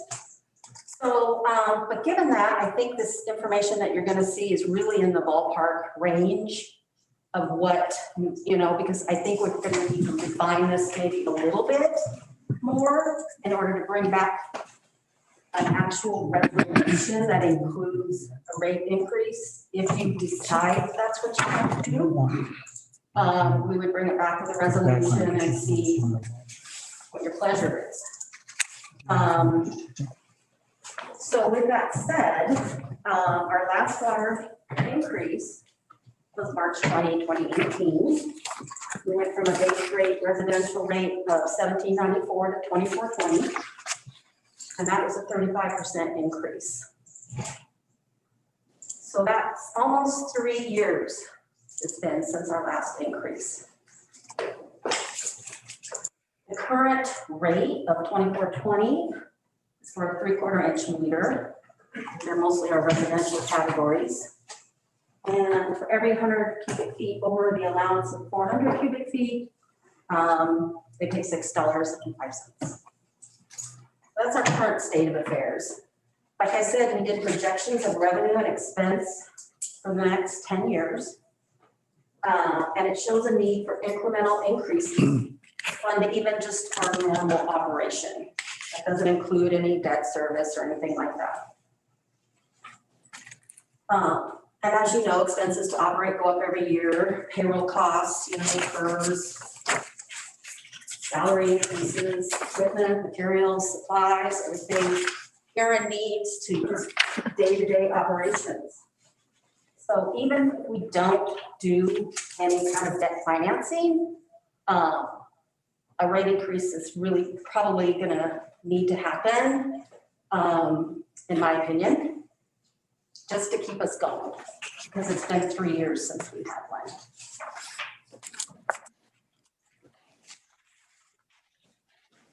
Your capital projects are being prepared for lack of funding, so we know what the projects are from the master plan. And obviously we'll talk about that more, but we haven't really made much progress on getting these things done. So rate increases are necessary in order to fund the debt service on future loans that will finance these projects. The next slide is going to show you the numbers, the big reveal. To fund operations and loan proceeds of approximately $1 million per year. We've got 2021 in here because, like I said, we did this a year ago. Everything would shift forward on what we do. So you can see column 1 shows the current situation, the current rate, 24.20. And the projected increase to that base rate, just to fund operations, is $2.01. And if we add debt of $1 million in there, you add $2.56 to the rate, which brings you to the base rate of 28.77. And that's an approximate 18.8% increase from 24.20. And that, you're playing a little bit of catch up there. Then things start to smooth out a little more evenly. And that would raise 1.45 million. And that would fund operations and the $1 million loan proceeds. We used the 2020 baseline revenue amount of 1228 as our jumping off point. And then we took that as our starting revenue point. And then we looked at our expenses, baseline expenses, what Karen needed to run just operations only. And then we factored in the debt service on $1 million. We put contingency in there. And then so that you get revenues equaling expenses. So you're covered. And then going forward to 2022 and out to 2031, we included a 7% increase per year to personnel services. And materials and services, we factored in a 5% each year. Now, anytime you do that, and then the debt service, of course, gets added in there appropriately. Lori, can I just clarify something? Yeah. When you're talking about 7%, that's what we figure would be, reasonable on the personnel cost, and then you gave another cost. It wasn't, they were going to increase 7%. It didn't require a 7% increase in rates. What? That, It's actually a little more than that because you have contingency, which is what I was going to say. right, but I'm saying that when the 7% that you talked about for personnel, it was 7% of the personnel budget in utilities, not the 7% of the entire utility budget. No, just the personnel Right. cost. Right, okay, but so, because what it came out to be, if I recall, was the bundled increase per year was 4.5% when you factor the 7% and the other ones and the other ones. So it was roughly 4.5% on the impact of the overall budget. Right, and I didn't put those in, I put in the dollar amount instead. No, I got it. Yeah, but when I was looking, I'm going, it's not a 7% increase on the whole budget, it's their Right. portion, but it's 4.5% is what it costs us. We're looking at our expenses there. Yeah. So, that's how we projected the expenses, contingency, 20%, so that's gonna go up every year too, because expenses overall become more. So you can see, on my next slide, unless you have questions about this one right now. I do have one, so say on fiscal year 2021, it sounds like the operations budget would be 459,842, and then you add the $1 million for the debt service, is that right? So it'd be altogether 1.459 million? Okay. Is that, or do we add 54,000? Well, okay, say that again, Nancy. Well, you said that you combined the operations plus the $1 million for debt service, and then you came up with 1.459 million. So it sounds like 459,842 would be operations, and then the $1 million would be the debt service. Is that right? Okay, the 1.4 million includes the revenue we're already getting for the 24-20. Okay. So then we're adding the extra operational costs between, what we had and what we said was the forecasted amount, the additional amount. Mhm. And then the debt services. Is the $1 million? Yes. No, the debt service on $1 million is 54,000. Right. So we're not adding $1 million. Principal and interest per year. Right, so every time you do $1 million, you add $54,000 roughly for over 30 years to the utility budget and whatever percent that is. Okay. But our costs don't go up $1 million, it goes up 54,000 for access to the million. So is this 1.459 million include the $54,000 then? Yes. Okay. See, it goes from, what we're earning now is 1.2 million, the baseline revenue. Mm-hmm. So the difference between the two is what it takes to add the $2.01 and the $2.56. Okay. That makes sense, Nancy? Mhm. Okay.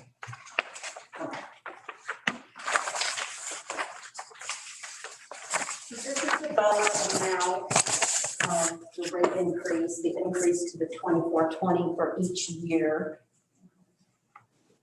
And so you're looking at a $4.57 increase to that 2420 for a residential account. And then it is $2.77 in the next year, and so on until it gets to an increase of $3.62 in year 2031.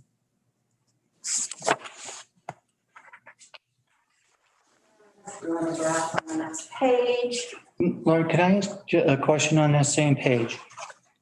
The numbers that you just gave in the rates, does that assume we borrow $1 million in each of those years and add $54,000 in debt service? It compounds So over each that- year. Over that 10 years, we will have accumulated in loans 10 million for projects. Yes. Okay.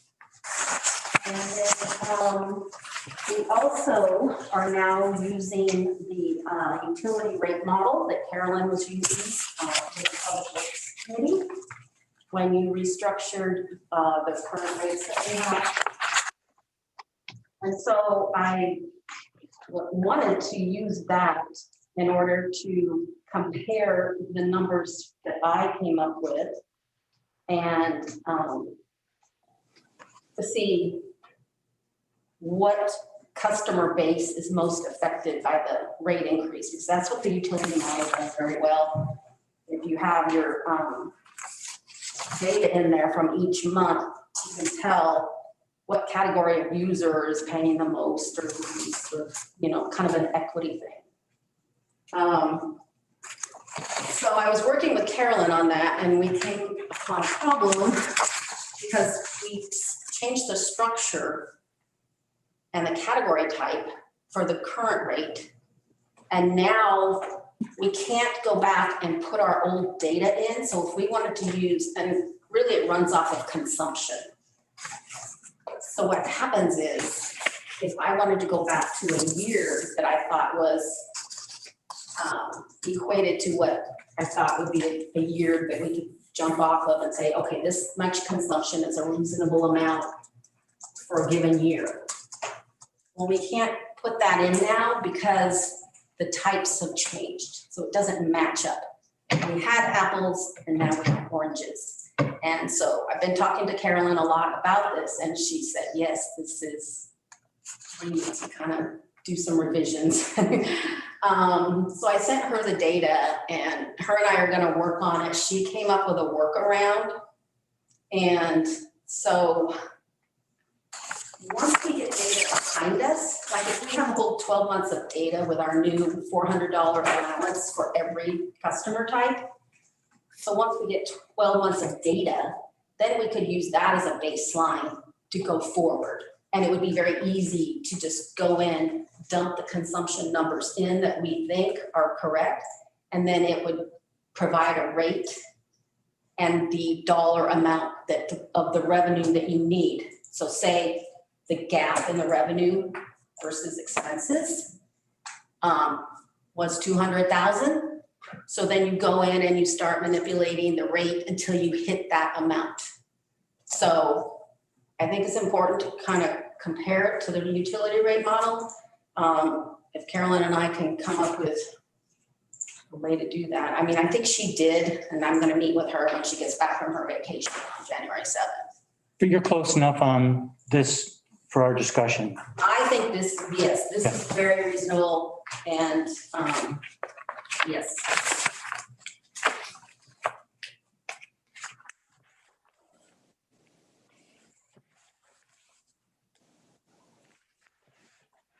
Okay, any questions for Lori?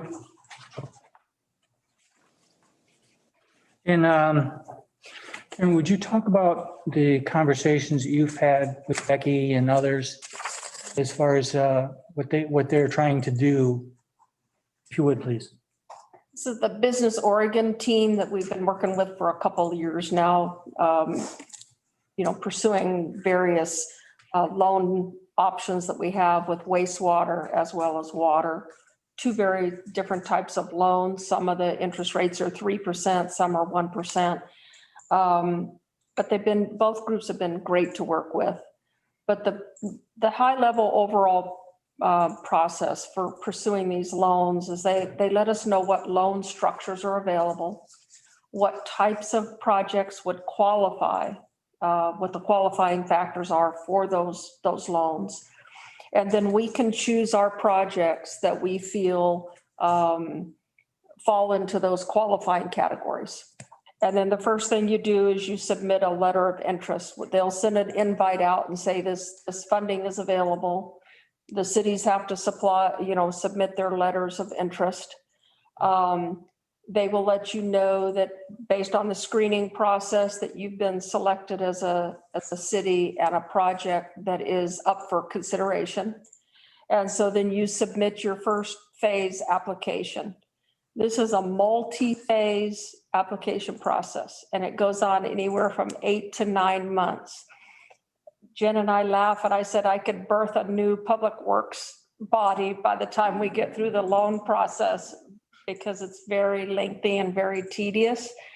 But because they're good groups of people to work with, they've been pretty supportive in helping us understand how this works. We're getting better. I say we, because it really was all Jen. And it's about to be all Kelsey as we continue on. But when you can't do all your phases all at once, you have to do them one at a time.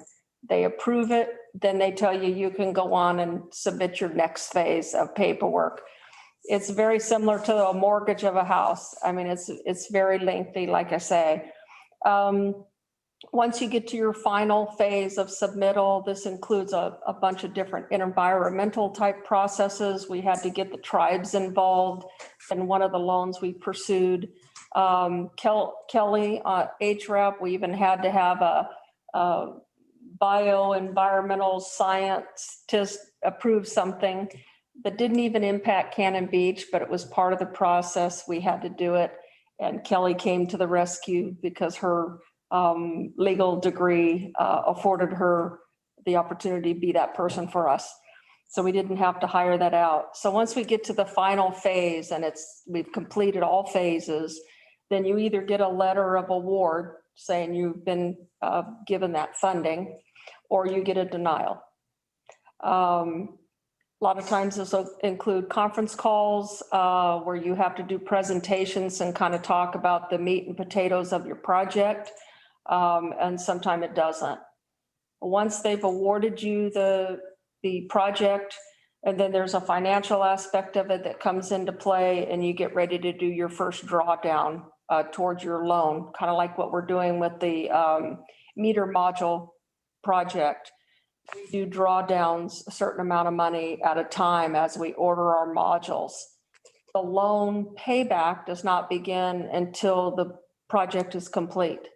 There's multiple things you have to track to be able to prove and account for how you've spent the money based on what they've given you and what you've said the project qualifies for. So administratively, there's a lot of paperwork associated with it. But from our perspective, all the pains you go through to get it, there's really no better way to get the money at a very, very low rate. Some of these loans are 30 years and some can be considered for 40 years. And Lori helps navigating direct us on which way we want to ask.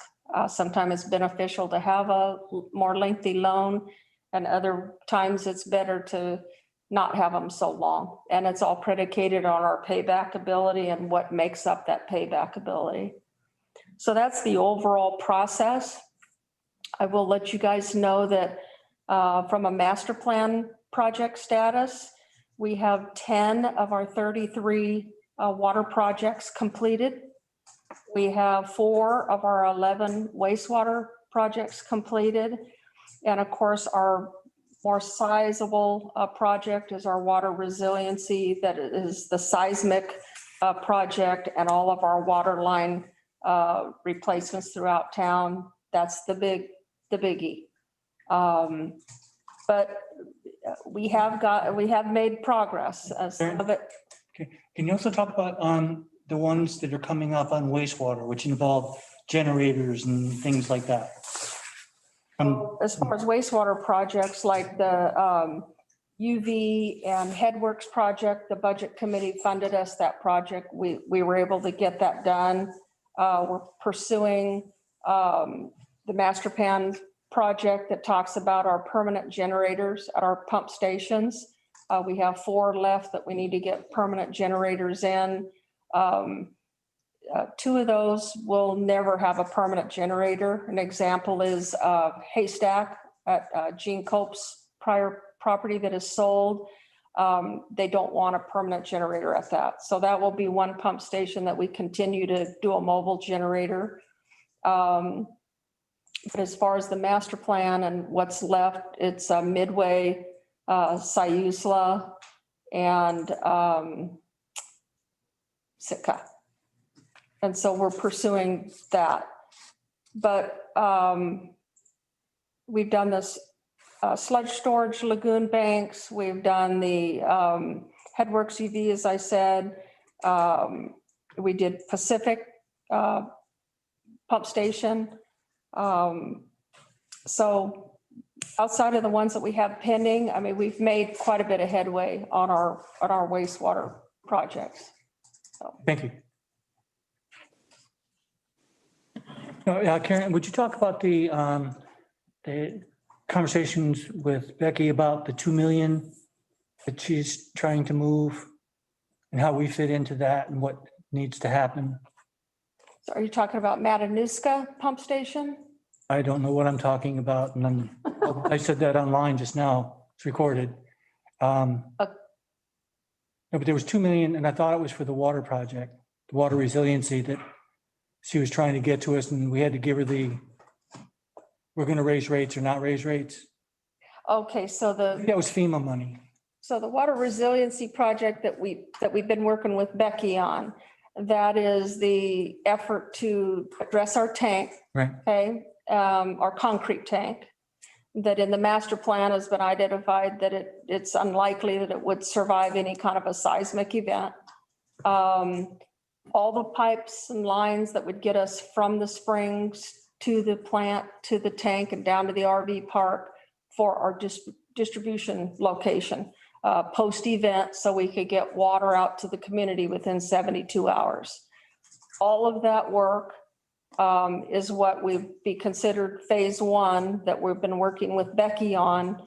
And outside of the tank, she said that they're ready to give us, 2.3 million to be able to do everything that would get us down to the RV park.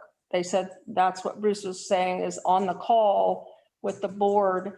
They said this is the exact kind of project that we want to be funding. This is supporting major infrastructure, has to do with seismic resiliency,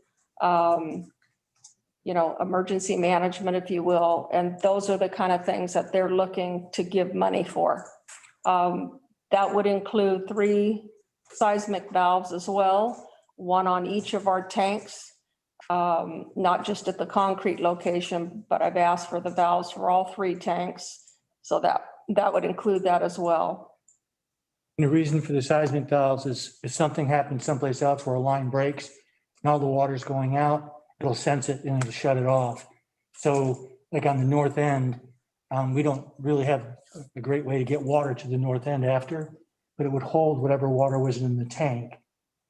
Then, and Karen, I don't think that the number you're giving us, the 2.3, includes the replacement of the tank. What is the cost on the replacement of the tank? Though I don't remember what the total was for including the tank. I know it's 3.6 million or above. Yeah. And so I'll go back and verify that. Right. That does not, unfortunately, when you get into the larger amounts like that, we don't qualify for the principal loan forgiveness. So we were looking at trying to break this down into a smaller phase, but when we worked with the engineering team to evaluate this and talked about it with the Public Works Committee, it almost didn't make sense to break it down too small, because when you're doing it in that small of a phase, you're dependent on other pieces of the project for that to really be supported and work effectively. Mm. There's a thought of you chomping away at it a little at a time, but in some aspects of this project, that's not really the wise thing to do. So we teetered back and forth whether to include the tank in it or not. But at a minimum, the Public Works Committee felt we should get the valves on there, because if we're lucky enough that the tanks do survive some sort of an event, at least we would preserve the water inside the tank. And this is the thought process, is that after 3 days without water, people will die. And so we need to be able to have all the lines working. If all the lines work and we don't do the tank and the tank fails, there's going to be no pressure. We're not going to have any water really down at the bottom. And when we're talking about the RV park, it's a convenient place. We own it. It's right there where all the water system comes together. And so we would have a big spigot, more or less, that we could at least give people water, or we could start moving water in tanks or something. If we don't do these steps and we have enough of an event, there's not going to be any water in the city. So the 3.6 would get us to that point. But then there's another phase, which is that gets water down to the RV park. The next phase, and this one is pretty critical too, is that right now for the north end, the water lines kind of run that feed places in the city, goes underneath the creek and then goes over and feeds the tank. If anything happens within the city where that line breaks, we can't get water to the north end. And so one of the next steps in this is to get from, say, roughly the RV park to run a line down 101 and then into the tank. And it would be a new resilient line, larger, plenty of water capacity, and then do the same thing, because the water that gets into the tank in Tolovana kind of goes through the city, through the Tolovana area, all that, hitting all the places on the beach, and then ultimately gets up and feeds the tank. That's not real reliable. If we could have a line that is, capable of seismic activity, those kind of things, and then run water to that tank, we can at least say, okay, we will be able to start getting water to the city when you want to rebuild. If there's some sort of an event. So that's the next phase. But the first phase is to get it down to the bottom, just so that we will be able to give people something to drink. Without it, Working off of just what a tank capacity could be, because when we have a seismic event, Mhm. the whole terrain's going to change. Right. So where you get your water to begin with will possibly change. Mhm. So how does that work? we have two sources of water. One is that, yes, when it changes, it may change what's happening at the springs. Yeah, you may have one tank. Yeah, but what we have three springs that we take from. The water comes down from the springs and then it goes back up to the tank. Then, The springs could change direction. no, I understand, but it kind of goes down and it goes by where we have the water treatment plant along Cola Creek. We can also get water from Cola Creek. And if the line works, we could still be putting water down the rest of the way and going up for treatment. So we have somewhat of a redundancy, but that's what we have to be able to go ahead and get water. And so we're assuming that one of the two would still be operational. Can I guarantee it? No. Can I guarantee that if we have a significant event and we don't do this, I can guarantee there'll be no water. So that's the risk that we got. We presented this project to Business Oregon's board, that they had the conference call, and Bruce and I and the engineering company that supported us with these evaluation discussed. We gave them the project as a whole, the whole $13 million project. And then we told them about our strategy on how we wanted to break it down and why it was important to include the lines along 101 when we were bringing our lines down to the RV park for that redundancy. And they felt that that was a very wise plan and phased approach to it. What's the status of phase one right now, your application? That's what we're where we are right now. We have submitted the first phase, but depending on how the city wants to pursue the project as far as the phases we've identified and our ability to say that we'll do rate increases to pay that debt back is where we're at. So until I can, that's where I'm at a stop right now, is that I need to show them that we're going to do that, or I can't go on to the next phase.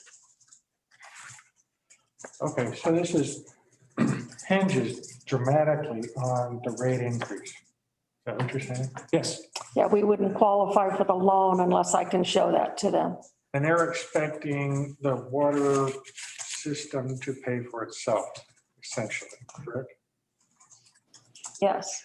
I think, And they're not understanding that we've always used general funds to reimburse or support the water system. I don't know. I think they would like that better. Yeah. That's more likelihood to get paid if you do it out of a GO bond. We talked about who doesn't pay in a GO bond. I think at this point, they want to know that you're going to raise the rates, the funds will be there. If you use another funding service, I don't think they care. Another funding source. Yeah. But the base thing is that the rates have to be able to pay for it. And so that's what they're looking for. Are you going to say yes or no? And I think where this is more of a gut check for the council is that I might be wrong, but I don't see the point in doing just a couple of pieces out of 5. And so it's like to raise and say, okay, well, we'll do 2 pieces and then do a rate increase. I'm not sure if that's where I would recommend we spend the money. If we're going to get $2 million out of this somehow, I might spend it someplace else unless we were going to do the 3.6. So that's what I'm saying, that we got to sort through those things, because to say, well, we'll do 1 million doesn't really get us there. So does this rate increase that you're proposing cover just phase 1 of the project, or does it cover all 3 or 4 phases that you're looking at? Well, the rate increases cover a 10-year span. It's 10 Covers what? A 10-year span, which 10-year span. includes 10 million in loans. Okay. So you would just go out another 3 years. So it would include with your more than projections. one phase then, more than the first phase? Oh, yeah. Okay, But if we were to say we weren't going to do anything after, we could do first 4 years. And then we wouldn't be adding the million as we go unless we did other projects. And I think that this is very important too. Lori, and Karen, you said you don't pay till the end, but suppose we were to do the 3.6 and it took us 3 years for construction. We would not have to raise rates during the first 3 years? We wouldn't have any payments? We'd have to raise them for operations and Right. Don't you have to pay some principal or something? you're going to be accruing interest the whole time. Yeah, You okay, just don't have to pay it yet. yeah, So I would rather pay it. Accrue it. get the money in hand, even though we don't have to pay it out until Yeah. possibly 3 years later. So it may be that we do all or part of the rate increase to pay for but in my mind, I'm recommending is 3.6. okay, so the 3.6, I'm confused. How much money are you actually applying for? It depends on which phase that you want to support. If we're going to include the tank, it's a 3.6 number. The 3.6 goes from the springs down to some pump station, goes up to the tank, and then down to the RV park. RV park. So we have water, we have rebuilt the system or made the system redundant or something from the springs to the point that we can say, this is where you come for water. Okay, so then the next phase that goes the Tolavana area, that would be, how much money would that be then? I don't know that individual phase right at this moment. And then what do you do about the tanks? It's in the 3.6. The tanks, I think Both of our steel, that are in the tanks, right? It's not the replacement of the tank. Yes, both of our steel tanks would have the valves on them. Yeah. There's a greater chance of those tanks surviving a seismic event than the concrete tank. And we have done some maintenance, re-welding and,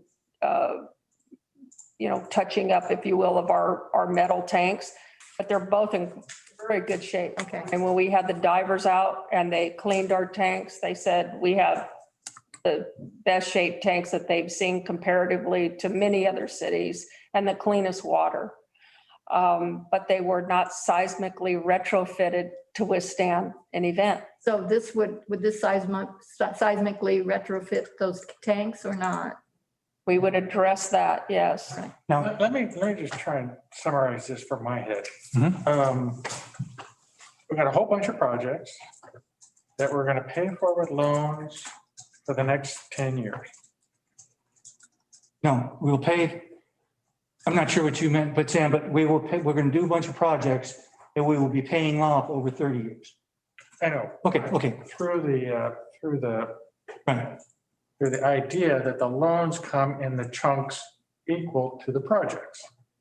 Yeah, so in other words, phase one, Phase one, I'm pursuing X amount of dollars. When that phase one is complete, I have to start paying back those dollars.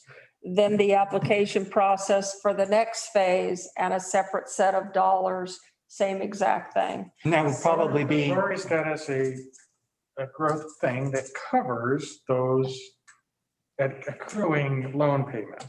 Up to $10 million of investment. In the 10 years. this model does 10 million over 10 years. My issue, let me just bring this out, is there's a lot of the resident people that I've talked to seems to still think that they were promised a portion of the original transit room tax that now goes into the general fund would help cover the expenses of their water rates. Mhm. So that's why I'm hesitant to say, let's just add and add to the water. That's why our water rates have already been fairly reasonable, I guess you might say. They're actually very good compared to other towns. But I think that's for my concerns. Mhm. I have no problem with raising a little bit, but too much, there's a balance. There's a tipping point, I think.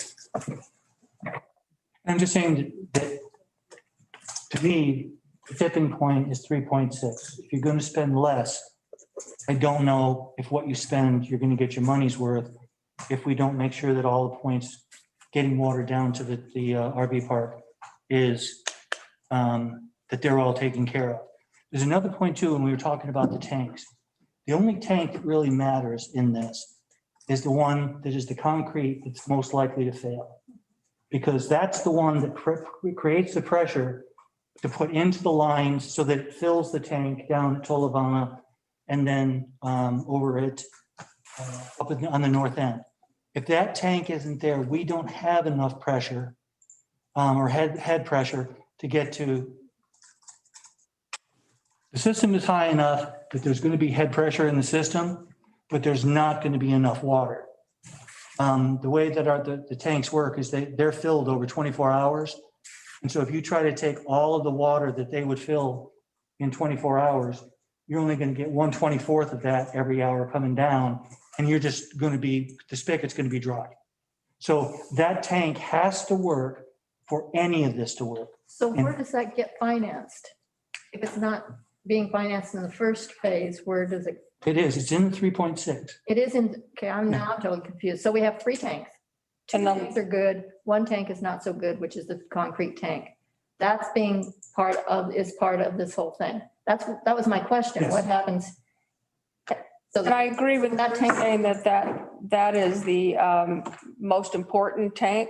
And it's got to create the pressure for the other two to be supported. But this is where your valves come in, that at a minimum, we can preserve what's in those two steel tanks.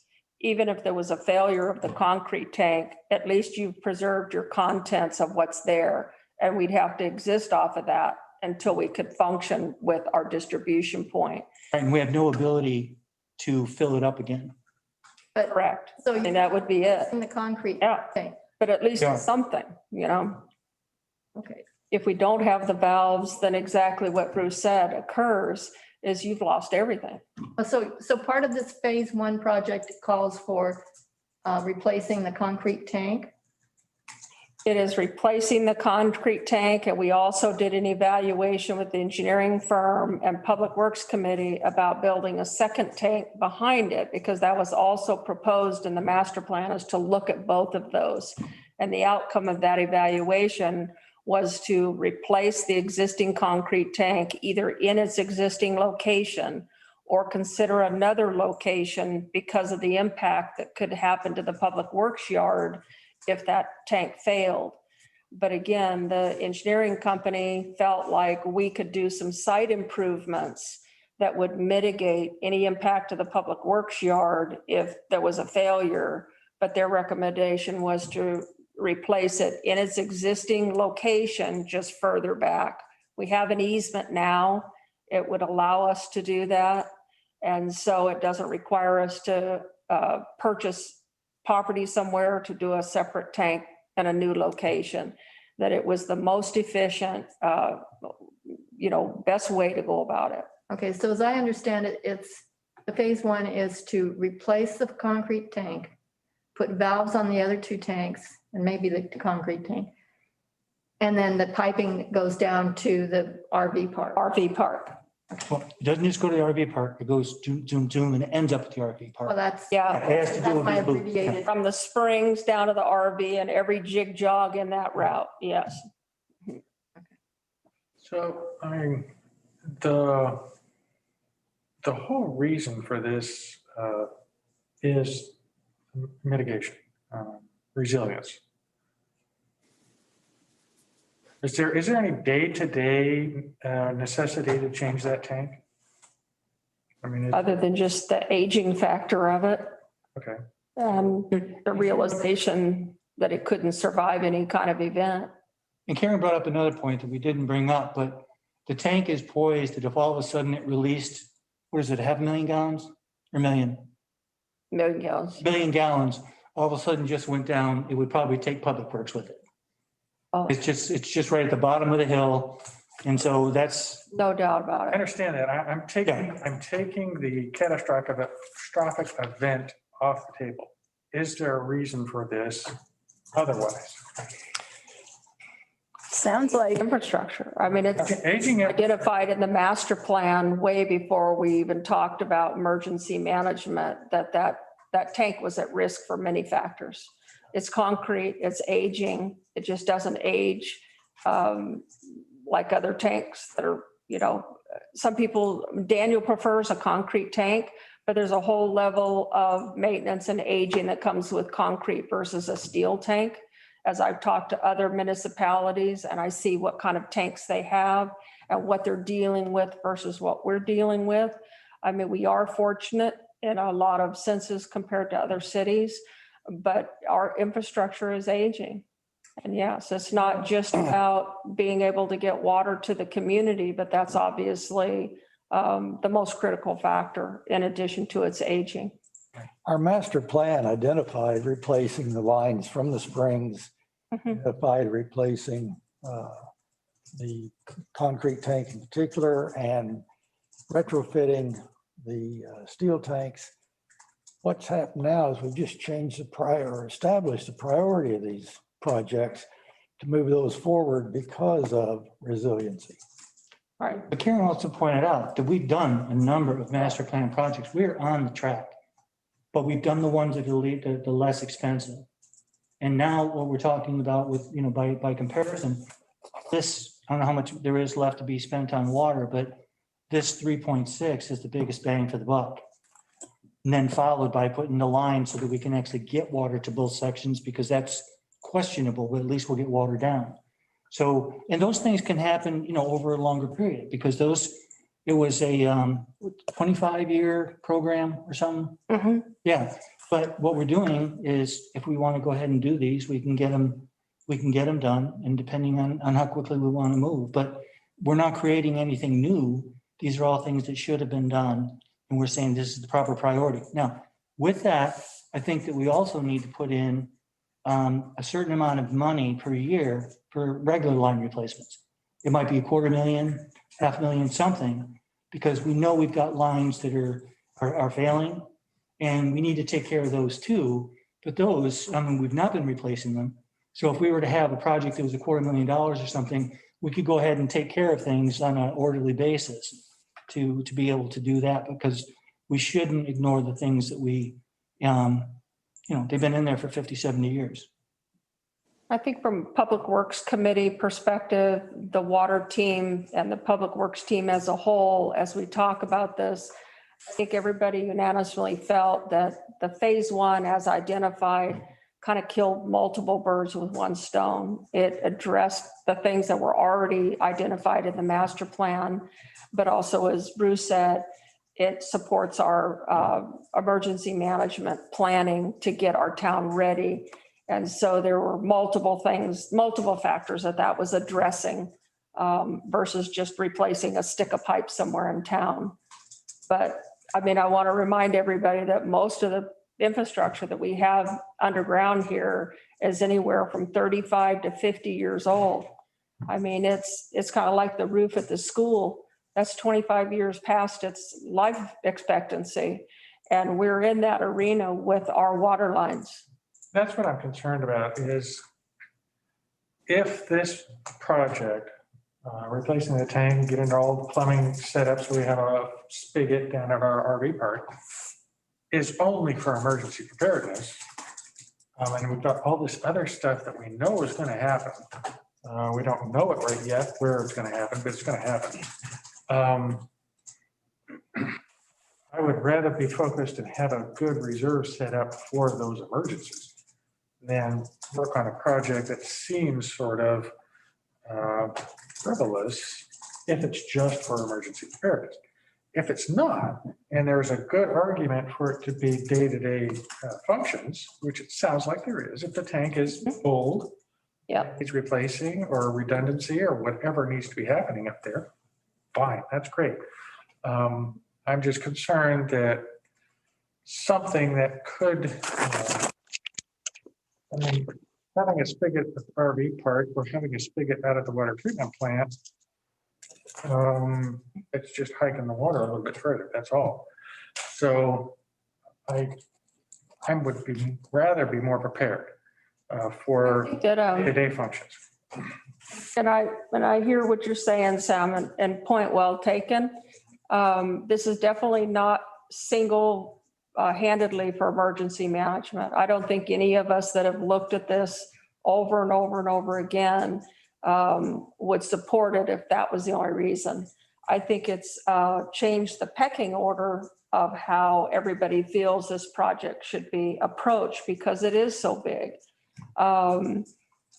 And we talked about the time of year and how we could replace lines throughout town to be less disruptive during our peak seasons and whatnot. And so we've looked at this many, many different ways. That's why when you ask me, how much does this cost? How much is that? We have sliced and diced this so many ways that I've seen so many numbers.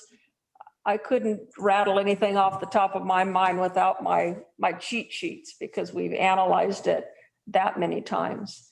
But your point's well taken, Sam. Another concept that comes up is rather than replacing the old concrete tank, is to do that research to find out the better location for a new tank, build the new tank, then you have two tanks. until the old one totally fails. And that's what Windsor did for us, and that would require us to acquire property, to purchase property, to put a second tank. There's not a lot of options for that. Our local realtors could probably agree with that. But that is something that Windsor put on the table that we could consider. But they felt that it was probably a better, a most effective, efficient way to stay with the site we're at, position it a little further back, do the site improvement that would mitigate the damage to Public Works yard and go that route. But doesn't mean that the other consideration would be off the table if that's what council wants to pursue. It's just a matter of where that is. You got to have it a certain height. I mean, there's a lot of factors. You can't just go buy real estate. You know, it's got to have all the components that make the tank work. Yeah, it has to be at the exact height of the water level at Tolovana and on the north end. If it's higher, those will overflow. If it's lower, they won't be full. It all seeks its own level. Sam, I am pushing on from the emergency management standpoint, but when you're talking about day to day, if any of those things happen because those lines are old, we have the same situation. We don't have water in the city until that gets fixed. So I cannot think of another place or another line that we could replace that would have the same impact as replacing those now, so that we don't have, we're reducing the possibility of losing water to the city. Any ways down from there to the tank down, break in there, we have no water to the city until we can get it fixed. You know, I was on the Water Master Plan Committee reviewing all this. We didn't talk about resiliency and earthquake other than in passing that a whole bunch of lines would fail because of their age or the type of manufacturer. And one of the most critical ones, we did identify from the springs down to the water tank as being one of the most critical ones. Not so much because of seismic, but because of age and the type of material.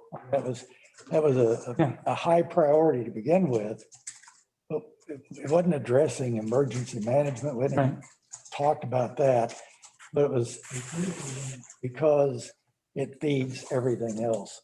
So I think even without talking emergency management, that was going to be one of the top priorities. Problem was it was one of the more expensive ones. And that's where the hesitancy was. I think we now have the emphasis on resiliency and the realization that this we do need to address. That's why I say I feel like it was always a high priority. I feel it's probably a first priority now just for those reasons. But it didn't come out of thinking about the earthquakes, tsunamis, and so forth. It came about from an engineering study and looking at critical phases and time and ground and age and materials. What jumped up on the emergency management scale for me was as we learned more about the state in Clatsop County and those things, there's really no plan to get us water within 3 days or 2 weeks. And so we have to be able to do this because it's not likely that anybody else is going to be showing up because they got the rest of the state to take care of. And 2 bridges coming in, 3 bridges may or may not survive. So it'll be a long time before somebody can drive in. So and then it's like survivability is 3 days.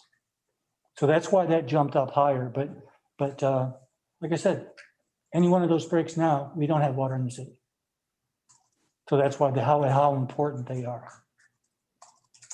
It's a lot easier to repair a stick of pipe in town that has broken for whatever cause and get it working again than it would be to ever address any tank failures in any kind of a situation that caused it. So I think when the teams kind of talked about that, they talked about your biggest nightmare versus one that would be more manageable. But Mike's right. Everything that was in the master plan was really predicated on the aging infrastructure and the fact that we had some of the old transite pipes still in ground that it's like porcelain. Anything can cause it to just spontaneously fail. And so that's really was the sense of urgency from a master plan perspective. And I agree with Bruce. I think until we worked with the county to do our national hazard mitigation plan, and we realized that there wasn't help that was going to come, nor did they even have a plan talking about it, really put the emphasis on the importance of how the heck we were going to get water to our folks. So I think that when we're talking about what the trade-off is, staff recommendation, it's to do the 3.6 and to commit to that. Or if you want to back off and do only part of it or something, that's okay. I just, spending money, but not really taking care of the entire risk. I know it might sound like I'm not saying do the Mhm. 2.6. Yeah. I have no problem with going ahead with the projects. Mhm. I'm just saying that the emergency or the resilience aspect of it for a crisis, a major crisis, is not the best way to sell it. Okay. The way to sell it is every day this thing is, they're old, we need, we got old bones. And there's emergency. It supports Yes. emergency So management. that's my concern. I do think that I'm not 100% comfortable with the rate increase that much. So I don't want to sound, over dramatic, but we are playing a little Russian roulette with our infrastructure. I mean, just a simple example is Matanuska Pump Station. We have a generator there, but it's a natural gas generator. If we were to have any kind of an issue with Northwest Natural Gas where they had to shut off gas to our town, there you go. I mean, I've got no backup. That's the one that we just had the overflow. And that's what would happen. that whole system So, always made me nervous. The whole waste system is just nasty, but my point of bringing that up is that we're doing that across our entire community, or what I call Russian roulette. That's what it is. We have been extremely lucky that we haven't had situations where it has challenged us in those senses.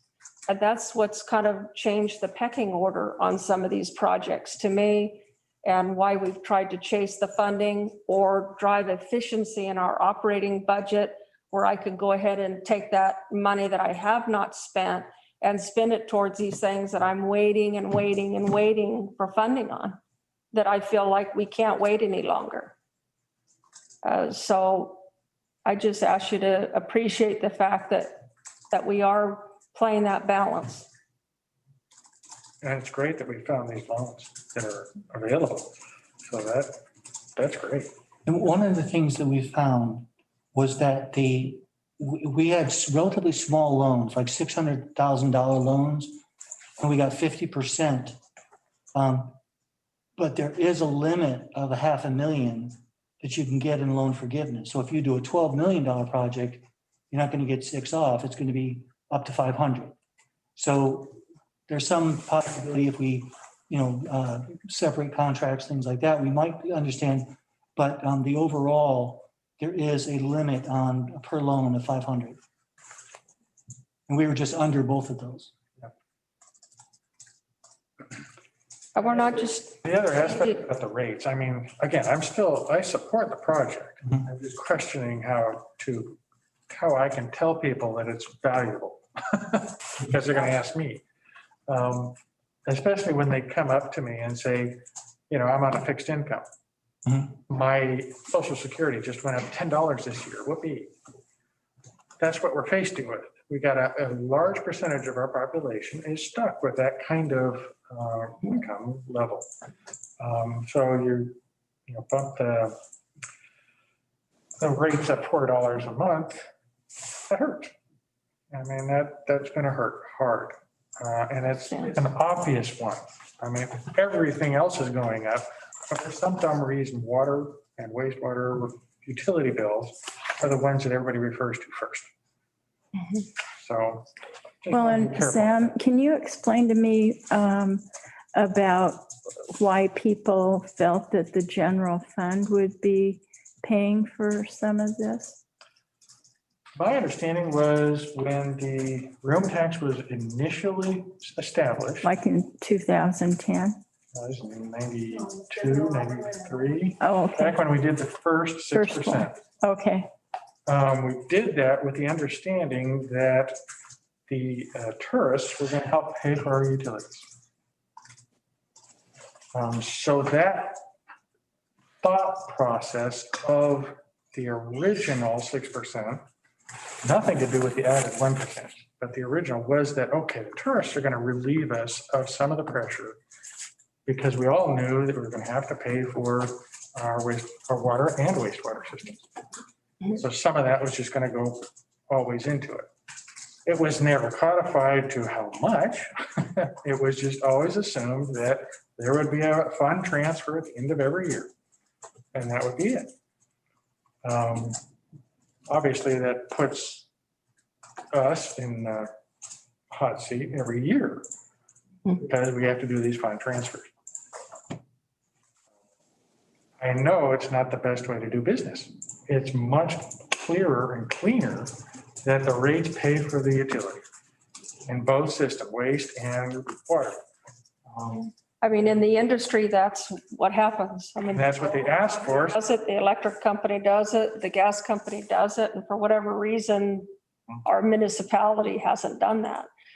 But the towns that I've lived in prior to coming here do that. It's an increase each year. And so I guess if I were to, 100% say, let's go with this rate increase, I'm going to have to clarify somewhere myself that the original PRT tax that we've approved is going to go to something else that relieves the pressure off of the resident. Gotcha. I don't know where that is. Well, with our most recent rate increase, that didn't get us to the point that the water rates cover the cost. There was some up to the percentage, but it didn't cover 100%. It didn't. So the 70%, or 30, however that worked, that first tax, 6% of the first. yeah, that went to the general fund, and the general fund has been subsidizing the whole city operation, including water and sewer. And it continues to this day to support some portion of it. We didn't just pull it away and immediately go to full cost coverage with the rates, but we made a decision 2 years ago, to step that up to where the rates would cover the service that you're getting. So it's been a transition, but there's still a benefit that even to today from that original tax increase, covering city expenses, a good portion of water and sewer. I think when Jim Art, my predecessor, put the rate increase on the table before I came along, what he conveyed to me was it was kind of a reset to get us where we needed to be, with the understanding that there had to be small rate increases each year to keep us keeping up with what our maintenance and upkeep demand was. That was a sizable increase, and it was hard on residents. But I see us kind of right back to that, because it's been 2018 when that took effect, and we haven't made any adjustments. So we're heading towards that same big leap again, the longer we wait to take some sort of action towards a small incremental increase. Laura, can you go back to like 2010 to tell us and go up to show what the current rate was in those years? Because didn't the base rate for the 3/4 go down because of the Carol's new program? Went down for residences and up for commercial. You want me to look them up right now? It could, because I feel like that would be a good way to put this message forward. It went down for the base rate, and now we're going to take it back up. And what happened with, I don't think the base rate changed, did it? You, This- when the increase happened when Jim was here? No, I'm sorry. This time I think there was a change, but what happened, it generated the same, it was revenue neutral. But what happened is that people with 3/4 meters paid less, but then that meant that the people with larger meters paid more. Yeah, totally understand that. I'm just asking, what is this now less? That the, Oh, I don't know. Okay. because Yeah. they're the folks that are on the limited income. And if their rates, can't see that. Well, those rates have probably been reduced with the last change unless they lived, there was what, 2 or 3. Last change was the utility to model change, and that was not a rate increase on their base rate. What it was is it got everybody to the 400 cubic feet level, whereas before there were different levels.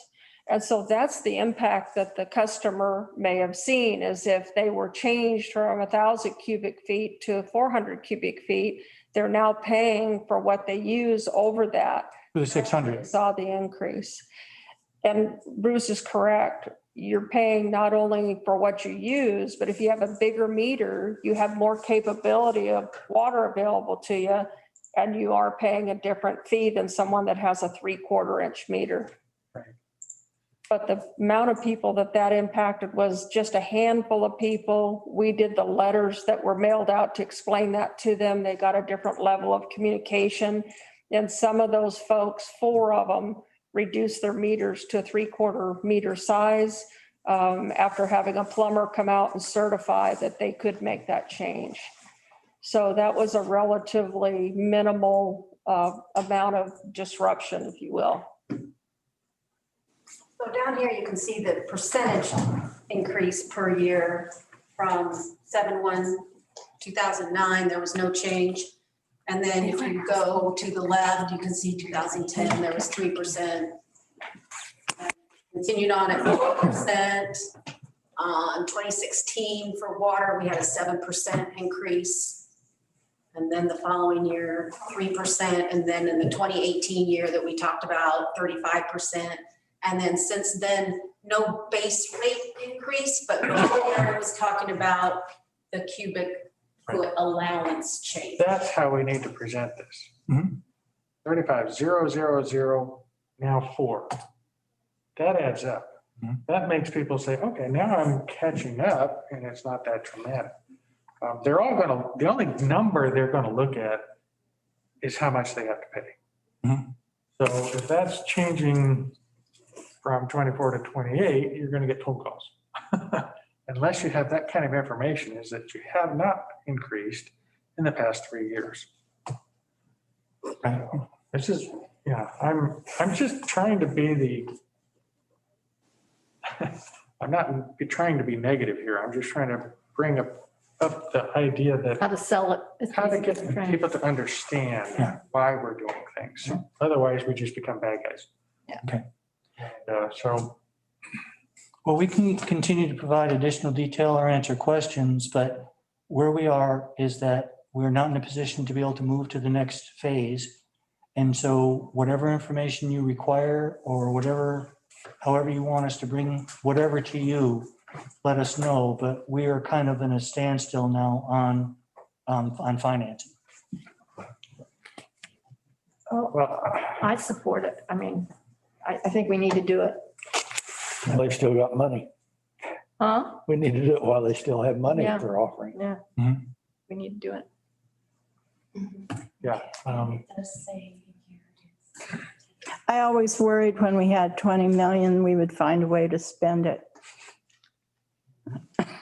And it bothers me, that worry. Say that again?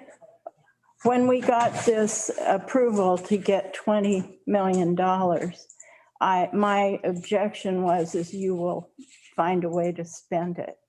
And I see this happening right now. Because we're already at, what, 10? When we talk about doing this? We got approval for the 20 million. When, I'm not sure I know. That's just a random number that if you had $20 million, you would spend it. Oh, Rather than if you had $20 million, how much would you put in reserve and save it and use it for something, you know, Mhm. that kind of stuff. Yeah, yeah. thank you. And you just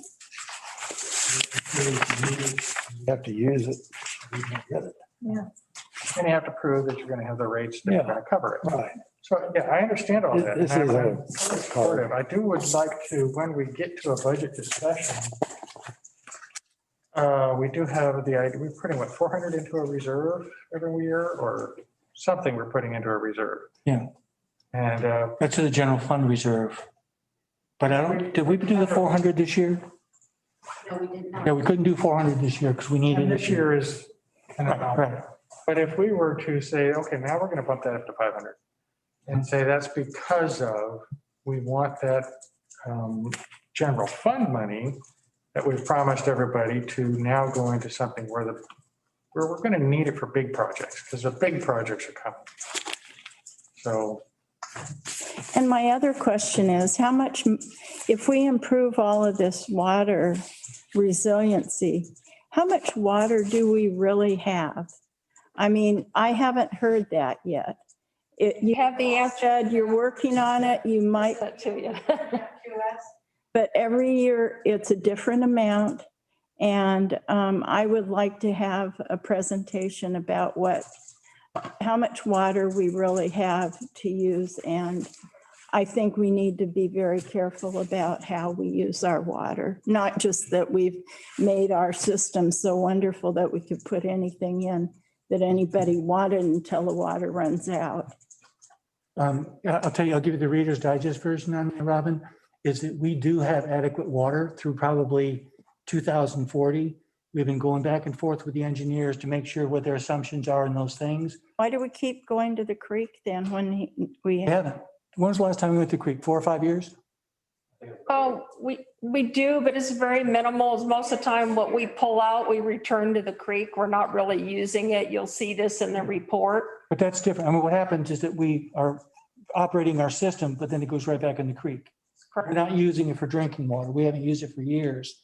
But we have to take it from the creek to run the sandbag. We have a presentation on it. Yes, yeah. I'd really like to see a very detailed. Windsor Engineering completed a study for us. Bruce just got it, and he's got it on the schedule to present to you guys. I'll send it out to you after this meeting. When? I'll send it out to you after this meeting. Okay, but I'd like to not just get a report, but actually have a discussion about it. Sure. Let us look at the January and the February workshop, unless you want to put it on something special. I don't think it would be, we can do it either way, Robin, however you want. Or how. Well, it depends on how quickly, maybe you don't need my vote, but. I want to do it for how it works for everybody, but Okay. I'll get it to you in the information. It was a positive outcome out of it, but it's not as easy as saying that we've got a well that we know we can pull 5,000 gallons a minute. It's, you got to use a combined source. There's dry periods, those kind of things. But when they went through it, they said, you're going to be good for a while.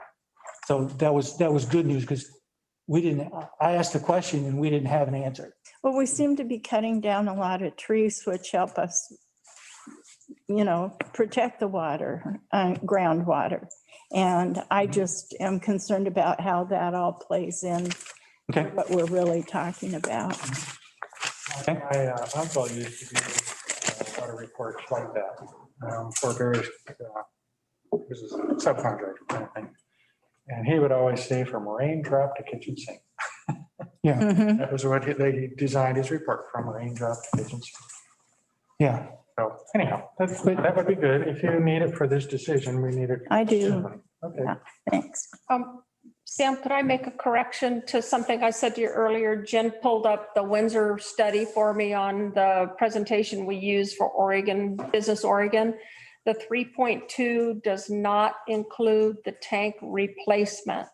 It improves tank improvements, site improvements, all the lines we talked about down to the RV park. So everything except the actual replacement. The replacement of the tank pushes us closer to the 5 million mark that's in the master plan now that's identified. And so that 3.2 would not be the whole tank replacement. That's what I was wondering, because Yeah. Apologize. you guys weren't, Like I say, we've sliced and diced this so many different ways that if I don't go back and look at what we've done with evaluation, I just can't call it off the top of my mind. So I apologize for misleading you on that. Well, and Karen, this is one comment you made. You said Daniel liked the cement tank. Is there a reason why? Is it because it purifies the water more? It doesn't? Just felt from a maintenance and dependability perspective, he preferred the concrete over the steel. Okay, And it was just kind of, I always draw on him for his historic perspective. yeah. And then we always talk to the other municipalities and just kind of brainstorm when we meet, the directors meet quarterly for lunches. And I always throw these things out to just brainstorm with them. And that was just Daniel's perspective, that he's old school. He likes the concrete. A lot of municipalities like the concrete, but the steel is much more cost effective. And many of them have been built tanks out of steel because it's a lot less expensive than concrete. It's personal preference, really, and money. I have a question, maybe direct some information to Robin, what she's raising. Through the master planning or, well, we're still in the master plan, we're just kind of reordering the projects.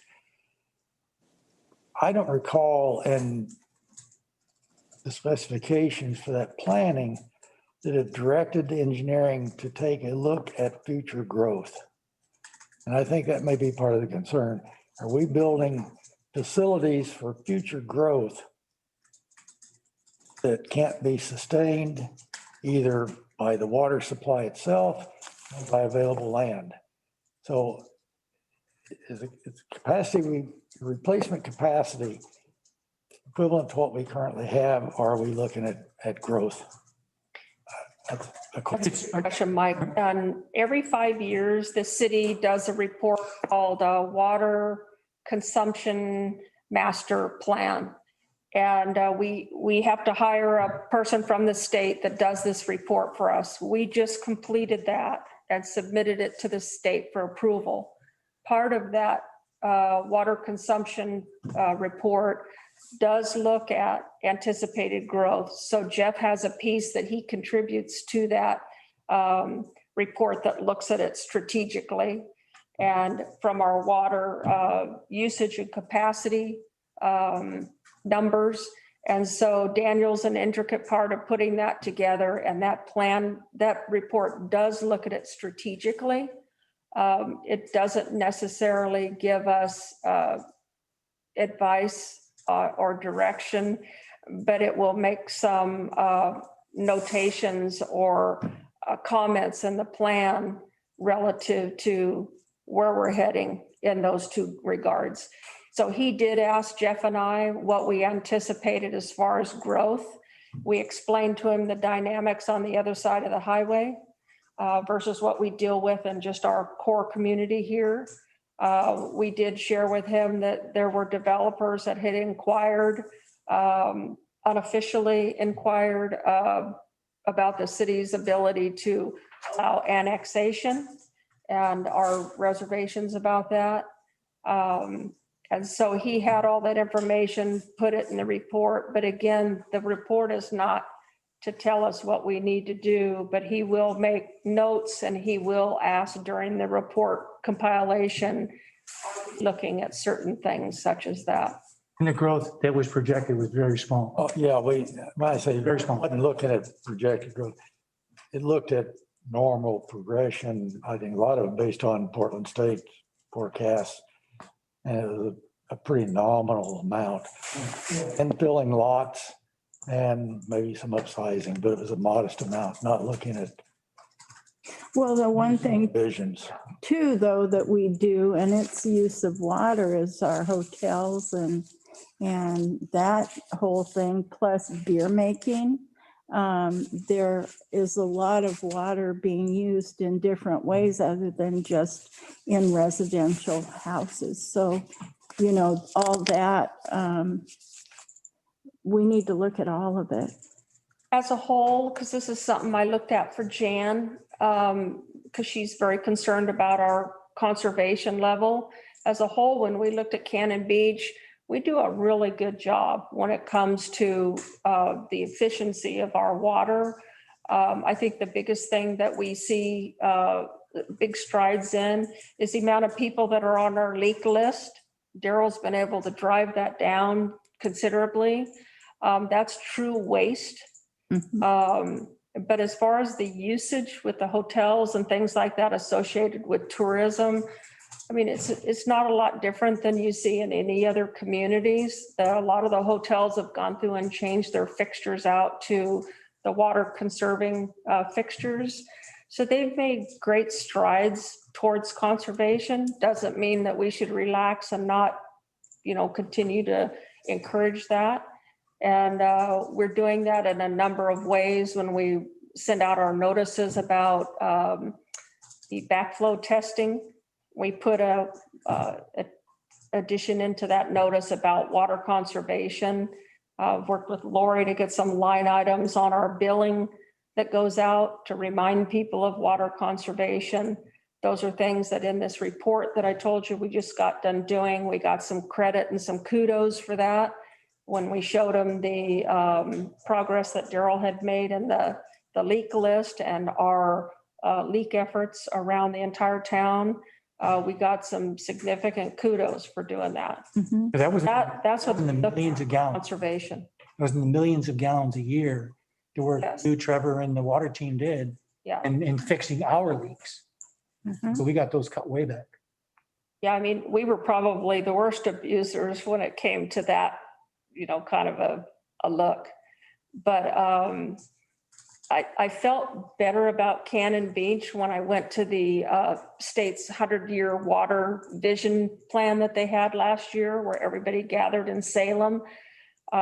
There's many communities across Oregon that are struggling, farmers, just to water their crops because there's been so much development that they can't water their crops because the city's fighting to provide water to these growing areas. Yeah. All these housing developments and things like that. We're extremely lucky compared to others in that sense. And water rights and how all that works in Eastern Oregon is really interesting. It is. Yeah. I've also heard some stories of some communities that did conserve so well that their sewer system needed work. Yeah. So they had to tell, hey, back off a little bit so we're getting enough flow through, Right. which is important. They need more breweries to take care of that problem. Yeah. Another thing too that happens is if you get really good at water conservation, the reward everybody gets is you increase the cost per gallon. Yep. So, all right, we will wait until we get direction from council. We'll put any items on. I will send out the information that on the water supply report. And Are you going to put this question to us at another work session or a city council meeting? not until you all are ready to answer. That's what I'm saying. I'll wait for you. Do you have a deadline to apply for this, Karen? Yes and no. They want to give the money out. And so if we don't make a move to tell them that we have what we need to progress to the next phase, I'm sure that they'll give the money to somebody else. Business Oregon's being pushed by the feds. They don't feel like they have given the money out to the users that the feds have given the states. And so they're under the gun to do that. I'd love to be able to tell Becky we'd take some of that, but it's completely up to you. We have to actually, drive our decision. we need to have rates actually approved before you can go to them, or That's a criteria. consensus? You have to have it. And I have to be able to show that we're going to do some sort of rate level. They don't dictate what that should be, but I have to be able to demonstrate to them that a rate increase is going to be part of the way that we pay this back. If we're not going to take it from some other, budget source. We need to probably we need to discuss this again probably very soon, don't you think? If we want to move on this? Yep. But I don't know about discussion. I think we need to have a proposal Our proposal, yeah. in front of us to make a decision on. Right now, Okay, Conceptually, Sort of one, but not really a proposal. yeah, what we wanted to know is conceptually, is it acceptable to get the projects to increase rates? You're saying we want more information on it, and that's exactly what we were hoping to get. And so we will provide that to you, including, I think if we can schedule when payments would actually have to be made. So like when the rates and when people would see a rate increase. So we can include those sort of things in the proposal. So the presentation that Windsor Engineering did to you guys kind of addressed what we were talking about here. And I can refine that and bring that back to you. And we can go back through that incorporates what we talked about here today as far as that phase one. Okay, Okay. good. Yeah. And I can do it with or without the tank replacement so that you see the $2, the 3.2, and then the larger amount that includes the tank With. with. We should also be sure that we have this done before budget, so it reflects in the new budget. Mhm. Yeah. We'll put it on the fast track. Okay, let's do a 5-minute break. Now we can hear you. Are you awake, Brandon? I don't think so. Is he muted? I'm here. There he is. Yay. Okay. I'm sharing my screen, I hope. Randy, can you see my screen? I can indeed. Thanks, Jeff. Okay. So I'll just keep it in this, and I've entitled this session as Fun with Maps, but it is actually something I think can save so much in everyone's time and efforts, just to kind of know this is out there and to be able to share this with your friends and family and everyone, because there's a lot of information out on the website that I answer daily questions, and I'll say, well, that's also available on the website in the future if you'd like to look at that. So I often direct them to the city's front page of the website because it's the easiest portal to get there. But you can also find it by putting in such things as City of Cannon Beach, GIS, or things like that, or maps. First off, just for fun, to start everybody, does everybody know Windy? And what? Windy, WINDY.com. Probably one of the. I'm not sure how to get onto where you are. Okay, if you were, this is just windy.com. And I thought a fun way to start with maps is this is something that everyone can appreciate and kind of investigate and explore, and it gives people a chance to how to work with maps. But if you go to windy.com,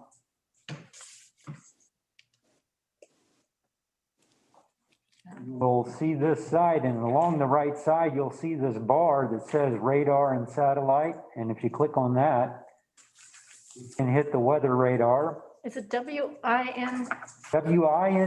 WINDY.com, Okay. windy.com. And if you, like I said, you'll see over there on the right, is everybody to windy.com yet? Mhm. Okay. And over there on the right, you'll see weather radar, and you can click on that weather radar, and then you can hit that play button down on the bottom of the screen, and it will show you the weather radar for whatever time measure you want. And same with the satellite. And what I like about this is that it's an open source. I think it was a guy in the Netherlands that came up with it.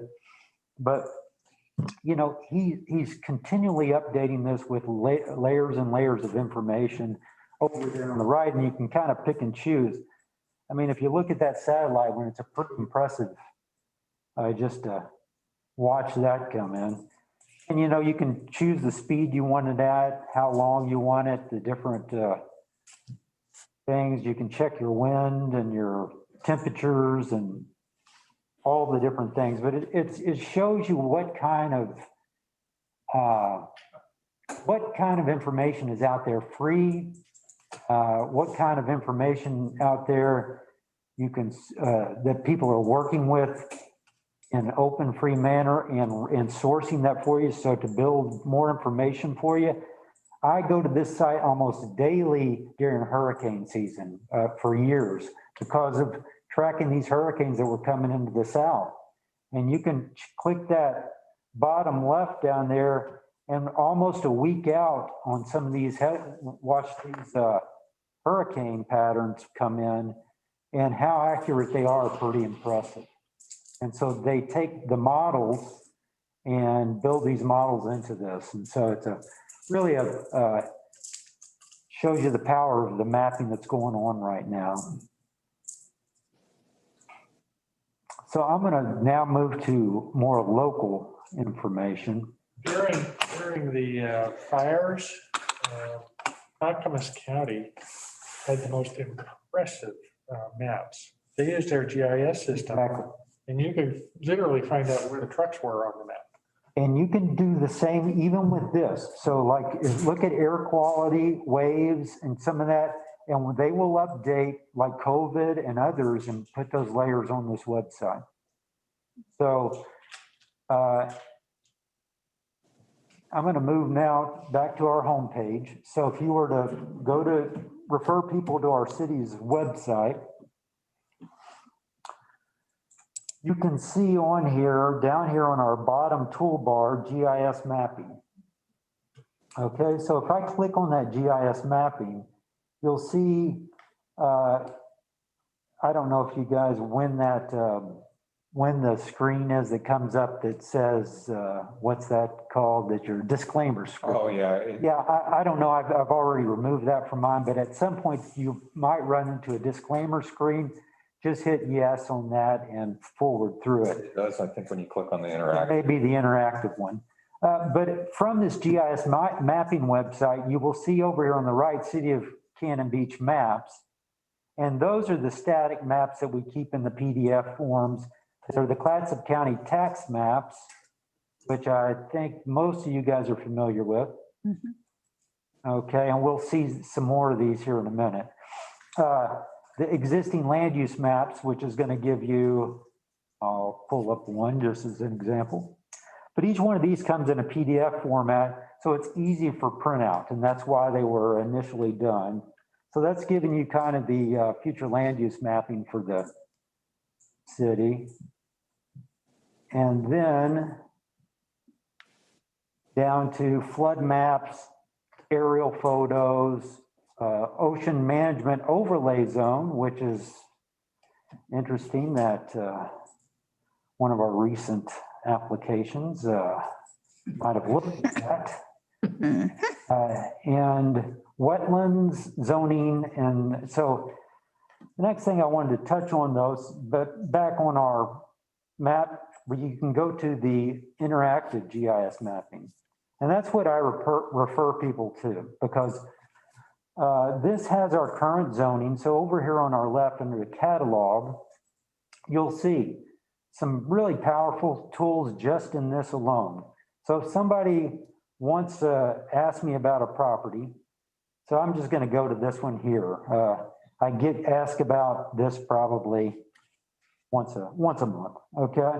So I can turn on these layers so that the situs address, CITUS address, however you want to say it, that will give you the addresses that have been addressed in the city. So you'll see those different addresses pop up when I click on that, okay? They'll also give me the owner's names from the Clatsop County records, okay? And I'm not going to jumble it up too much here, but it also gives you the acres for that parcel. It will give you the square foot of that parcel. And if it hasn't been addressed, it also gives you the tax lot number if you need that. But and the GIS dimensions is also another tool, which if you zoom in, you have to be zoomed into a certain level for that GIS function to pop up. But you can see those point-to-point distances for each one of the parcels, okay? And the reason I want to point this out is if you click on this measure function up here at the top left corner of the thing, you can also click on that and you can measure. And it will give you that segment link there and the bearing. Do y'all see that? And so that's another tool for when you're looking at property or trying to quantify things, because somebody might ask, well, what about this portion? Well, I can quickly end this drawing and I can say, well, I would like to draw a polygon. Okay, and I want the square feet. And so if somebody's wanting to say, well, what if I subdivided this? Would I have enough acreage? Well, I can do a quick estimate of that. Oop, I accidentally double. But you'll see that it's starting to do that, and then I can hit that end drawing and it gives me the total square footage of that polygon. Jeff, this used to give you the tax assessor's market value. So yeah, so I'm going to show you that next, okay? Thanks for bringing that up. So under this, so I just want to point out the final few things over here. So you got your city boundary here, okay? The urban growth boundary, Dagami's LiDAR building footprints. So see those footprints pop up? You'll notice that some of them are over parcel lines and things like that. That's because the layers don't exactly match up. And we'll get to that too here on the aerial, and I want to show you that. I'll give you a little disclaimer on this. But this Oregon statutory vegetation line, that green line that just popped up, that's what we were talking about when we were talking about the Oregon coordinate line with from management, okay? These are the city zoning. I'm going to take that off for right now, okay? This parcel average slope, this is what we demand. If it's 20 plus on that slope average, we demand a geohazard report for that, okay? FEMA flood layers, honestly, this is the first place I've ever worked where this is not one of the drivers in land development. We do not, fortunately, do not have that many FEMA areas. And you can see, I'll go up here a little bit, but see this pink line, the VE zone? The rest of it is an X zone, which is brown, which means you do not have to get special flood hazard insurance because of the X zone. Doesn't mean you shouldn't have flood insurance, as anyone would tell you. But you can see the differences there in their AEs, the VEs, but the X zone is over here, okay? Jeff, when you print this, does it just print what you see, or do you get kind of a? Yeah, whatever I believe you have checked over on your left side, okay? Thank you. And then the other layers here that you'll see are these LiDAR, which are really fascinating layers if you get a chance to kind of look at them. And hopefully they'll build.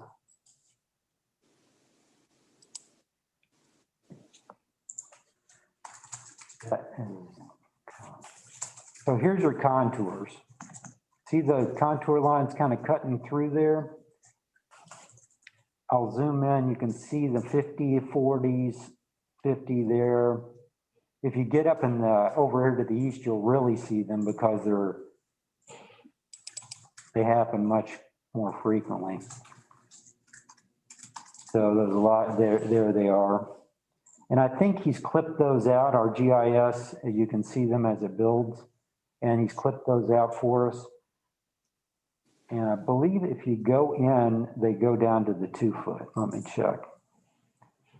Yep, it changed it to. Yeah, see, so it'll go at the, as you zoom in closer, you'll get the 2 foot level instead of the 10 foot level. Okay. And then if you zoom out here, another kind of interesting thing to look at, not only contours, but these slope models of the,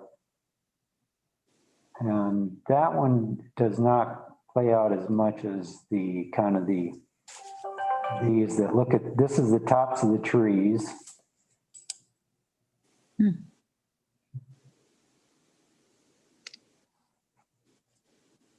That one's called slope model? Which one is that? So this is LiDAR, so it's an elevation. What it does is it flies a plane over and it bounces down a ray and kicks it back up, and that's how it's modeled. And then that's the LiDAR high hit. So that means it's hitting the tops of whatever it gets and it reflected back up. Now, if I go to the LiDAR bare earth, that's a different model. And so it's trying to it gives you an average of the bare earth that it hits and pops back up. Yeah, that was cool. So that's a really fascinating one to also combine with the contours to see the grades and the levels of things. Okay. So I'm going to continue unless people have questions. Always stop me if you got. I don't want to take up much of your day, though. So then you will go down to our local geology ones. And so that's also like when we're looking at up here in these, you'll see these local geology gives you the different types of land formation. Whereas the Ross landslide delineation gives you those areas that have been delineated as failure areas, okay, and the type. And then the geologic technical reports are those areas there, okay? And then those are areas that we have a report in on. And so the same with our wetlands. We have wetlands delineation reports. And you'll see those kick up. Let me go back to the aerial so you get, okay. And then we have our wetland stream inventory. Our affected lots are what in the 1994 were considered wetland lots of record, okay? So if somebody comes in and they want to build on one of these properties, we have them do a wetlands delineation, okay? And here's your local wetland inventory lots. And one of the reasons I wanted to go to this lot was because you'll see that it's got some reports there on it. Now, if I hit this identify map feature, do you all see that identify map feature up the top left? Yep. It says measure, print, identify map feature. Mm-hmm. If you click on that and then click on one of these properties, you get these results back. And it says 2 features, 4 layers, zoom to results, right? But you'll also see, just like Mike said, assessor's link and history by location. These are 2 of our most powerful tools because not only I can find out the information on this parcel, but by hitting that assessor's link, it takes me to the Clatsop County Assessor's Office information for that property. And from that, I can pull up that tax map key. By hitting that button, I pull up the tax map of that property. If I go back to that, I can look at the improvements.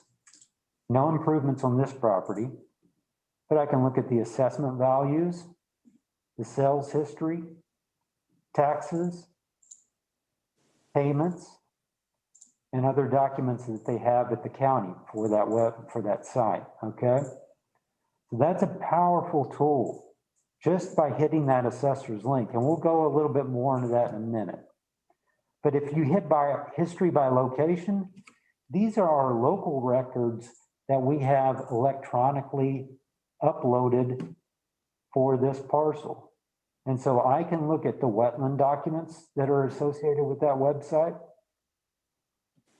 And so look, I get plenty of Reinmar's letters. That guy is a workaholic, fella. Life. I mean, it is his life. It's my life too. He's excellent. You know, I love talking to the guy. He's just a walking encyclopedia of this. But you can see just every record. And so I refer people to this all the time. You cannot, all of this, the miscellaneous, some of the letters between and other documents that are associated with the wet, and you know, it's all out there, public record, as much as I can pass along on that. The other tool, the other key with this is, I've got that identify map feature highlighted, right? Mhm. So if I click on that Y of the wetland delineation report, you will see over on the left that now I've got a wetland Y report under that blue wetland delineation report. I can click on that and pull up that wetland delineation that was done on that. Does that make sense to everybody? So that's a lot of material that is out there just from our local website. And like I said, just the Clatsop numbers, year built and all that. If we go to one that's actually is a building, let me click on that for you. Okay, so this has been built. If I go to that tax accessory link on this property, it's going to give me what I showed last time, but it's also going to give me the improvements. Now I can look at the exact square footage of that. Last time it was assessed, 1,700 square feet there. And, the assessments and all that, whatever, if somebody's going to be, if it's a non-conforming structure, they have to do 50% of the improvement value. There's the improvement value right there. So that's how I judge all that. Okay. You guys, any questions so far? Okay. So the other tool up there on that top, you see that measure, print, identify map features. The other one that you're going to often do is you can search by this kind of tax lot with map tools. I honestly don't use that too much, okay? But I do use this search tax lot by address or tax lot numbers all the time. Because if I'm looking for an address or, I can't even remember my address. That's what cracks me up right now. But I can put in Ross Lane, right? And it gives me all those on Ross Lane. And there's my address right there. And so I can click on that assessor's link and find out information on that property. Okay. And so if I will go back to that search tax site, I can also put in the tax number, lot number if I have that. I can put in, let's say that 195 Ross. And then I can click on this zoom to results and it will take me to that property. Jeff, what is that round circle, yellow circle with a C on it? What is? Yeah, so that is the wetland report delineation C report. And so if I hit on that identify map feature and I click on that, it's going to take me down here to that wetland code C and I can pull that record up. And there's that delineation that was done by Mark Barnes. Uh-oh. Which, that's right there. Well, and a lot of that property right in there was built by John Klein, and he got permission to build on wetlands, which was cheaper than regular lots at the time. They've changed the rules though, because you could All those, yeah. you could shadow wetlands, and now it's more of an issue, I Yeah, understand. because that's right next door to my lot. It's Yeah. not on wetland. Right. And I'm the only one in that on that block that has a foundation. Yeah. Yeah. So there you go. That's where all that lives. If you guys have questions on how to get there. The reason I brought this lot up is so, I was looking at this and you see this on the tax map there. You see the Vetter and Spruce Park, okay? So if you go to the Clatsop County website, that's the other site I wanted to show you today. So Clatsop County, if you put in Clatsop County GIS into a search, go to their web portal. This is what their web portal looks like.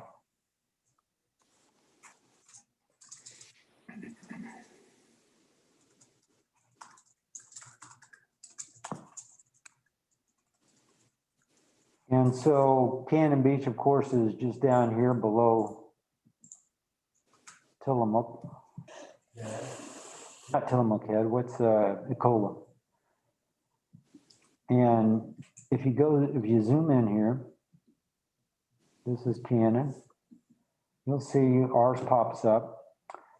But Clatsop County is another tool out there. And so one of the reasons I pointed out is because if you go under their Find Survey subdivision and you were to put in there, let's say Sill Rock.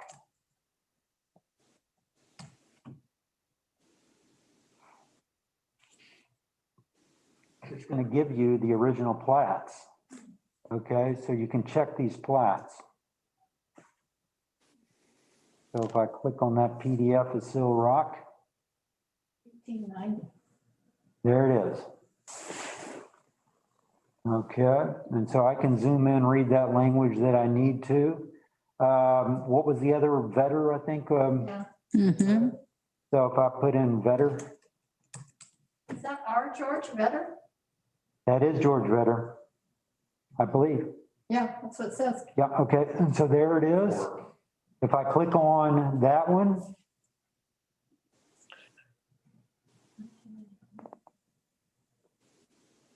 I get the Vetter subdivision plat. There's image 1. I'll bet you image 2 is the actual plat map.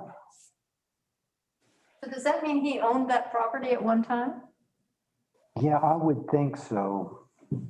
And there it is. So like a 4-lotter. But that's a very, I think the other one was spruce.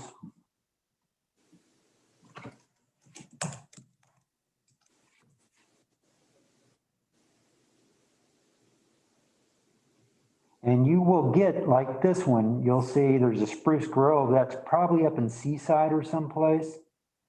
And then Spruce Park, which is the one we're wanting here. And there it is.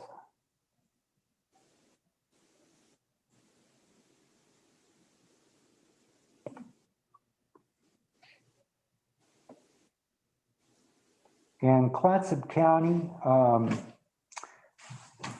has their own, like I said, and the county, of course, has, most of the recorded data. So they link to a lot more information in county records than we do. And so it's a powerful tool to kind of research and look up information as well. And if you click on this layers list in the web map, you'll see all the various layers that they provide. And so if you're interested or you're also researching Seaside or other areas of the county, they also have that information in there.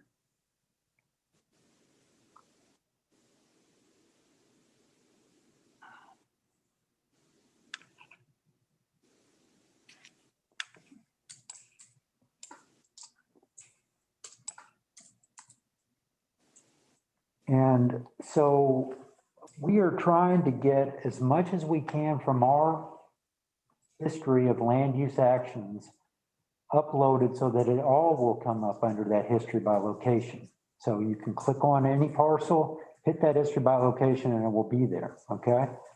And so that's the end goal. There's communities out there. I want to just give you a couple real quick before I sign off.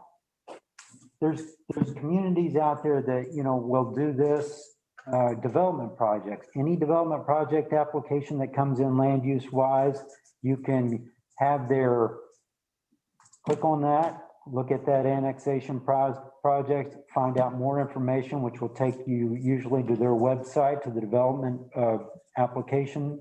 And so, these are all places I'd like to go in the future with our city of Alpharetta in Georgia. Here's their capital improvement plan. And they keep a capital improvement project map and dashboard, tells you how many projects they have, how many are on budget, how many are on schedule. You can go to each one of the projects and follow that project and see where it is in the process, how much it was funded for, from land acquisition all the way to the completed. There's some pretty neat things happening out there as far as mapping and helping people access information. Because as we move more and more into this mobile information age, from reporting potholes and problems and issues mobily, which many communities and many do that, more and more information can be found through maps. And that's what City of Bellingham and Washington's another one. City of Salt Lake's a great one to look at. But there's smaller communities too that do some great things. And so I'm happy to share more of this with you, or if there's other information that you want to see or you're interested in, always reach out to me. I'm happy to help you find that kind of stuff. And hopefully this will build more and more transparency into government and what we do and help citizens find this information. I get how many times a week I have to answer the question what my zoning is. Do you have any information on this, or this? The more I can push that out to the public and let them look that information up and research that. I just came right before I came 15 minutes before this meeting. Someone said, walk me through how someone might do a rezone in this community. So I'm getting those questions every single day. And so, the more that people can have that information at their ready and know what a comprehensive plan is, a zoning ordinance is, and how it works with their lots, the history of that lot, the better we'll be moving forward. Jeff, do you have anything on the website now that talks about pending applications for various land uses? No, but we are getting there. That's why we're moving to the case by case kind of thing. So what I want to do over the next year, and that's what I really am excited about working with Katie, because Katie wants to help in this process. It's one of the reasons I wanted to hire, is that we want to get to that. Just like I said, this town of Castle Rock, Colorado here, something like this where, from our website, you immediately can see what activities are at DRB, what activities are at planning commission at the level, or building permit activity. And so we have that possibility. We can do that. I update the short-term rental quarterly with maps, and probably you can go to our website right now. We did build the 3 beluga cases, right? A page for each one of your. Right. And so we would have that for every one of our cases. So if you went to planning, okay, you have a planning commission page, a DRB page, there's a short-term rental page over here. And on the short-term rental page, you can go to the short-term rental map.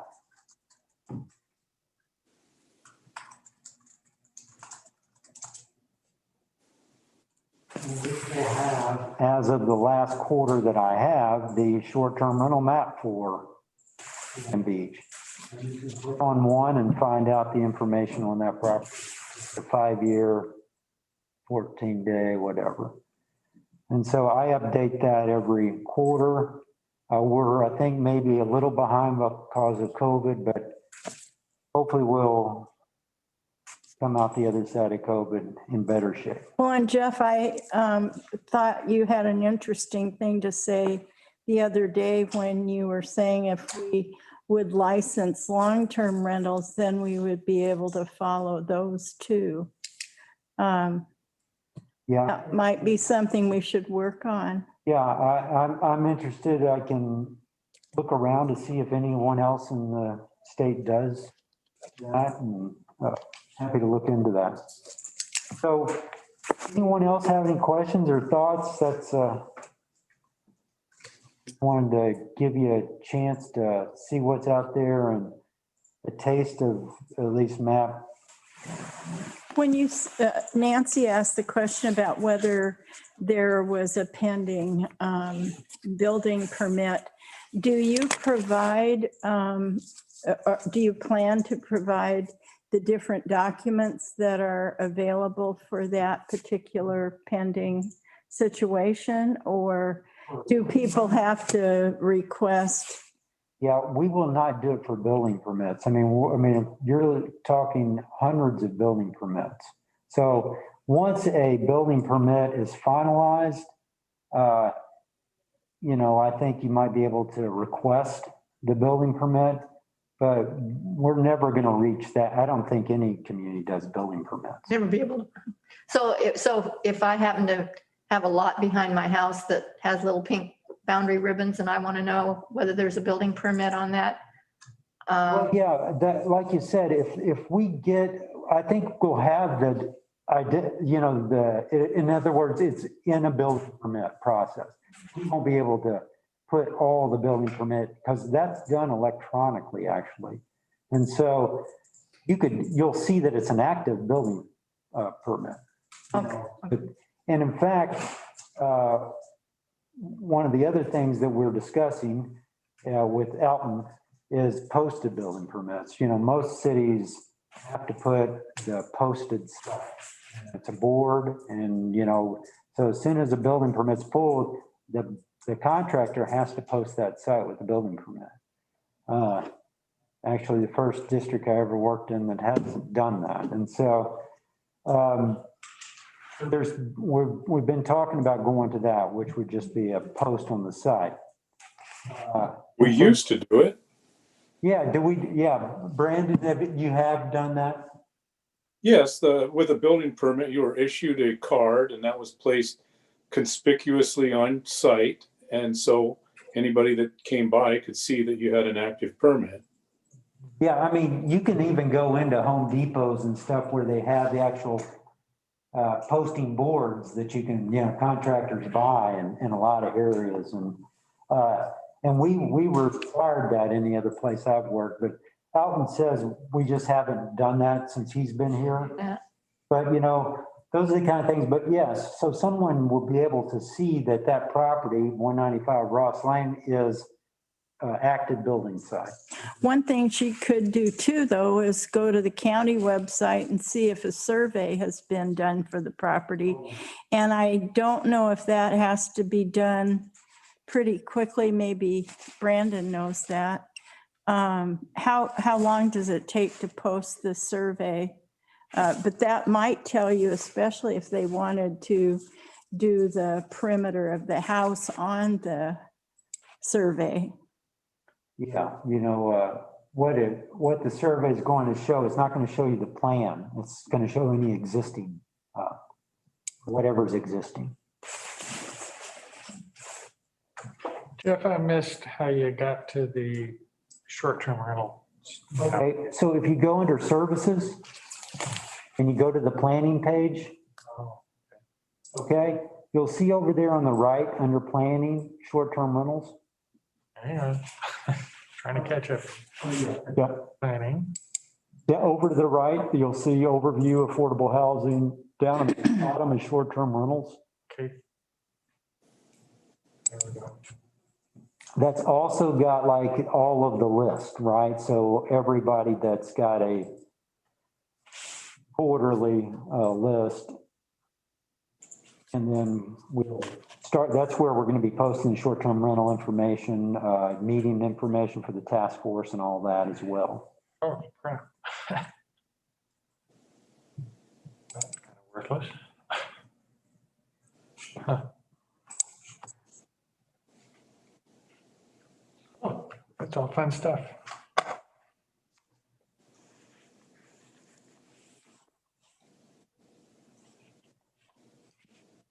All right.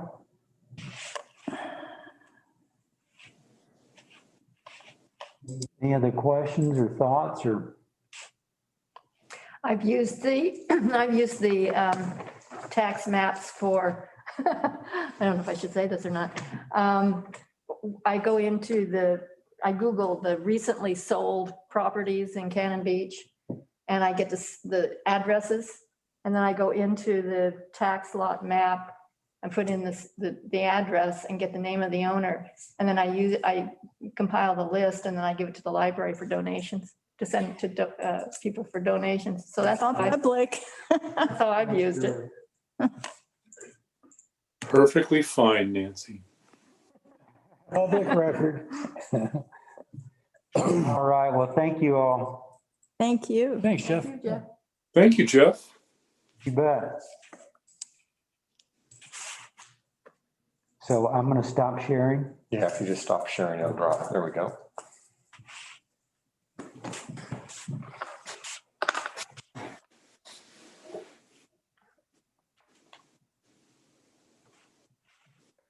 Okay. I guess I'll give you guys a quick, most of you know how to get to your packets, but I think we need a quick refresher to make sure everybody knows. And then if there's general questions. He's kind. Let's see. So if I go in and share my screen now. Turn it on. Get it off this. I'll go. Let's go to- Okay.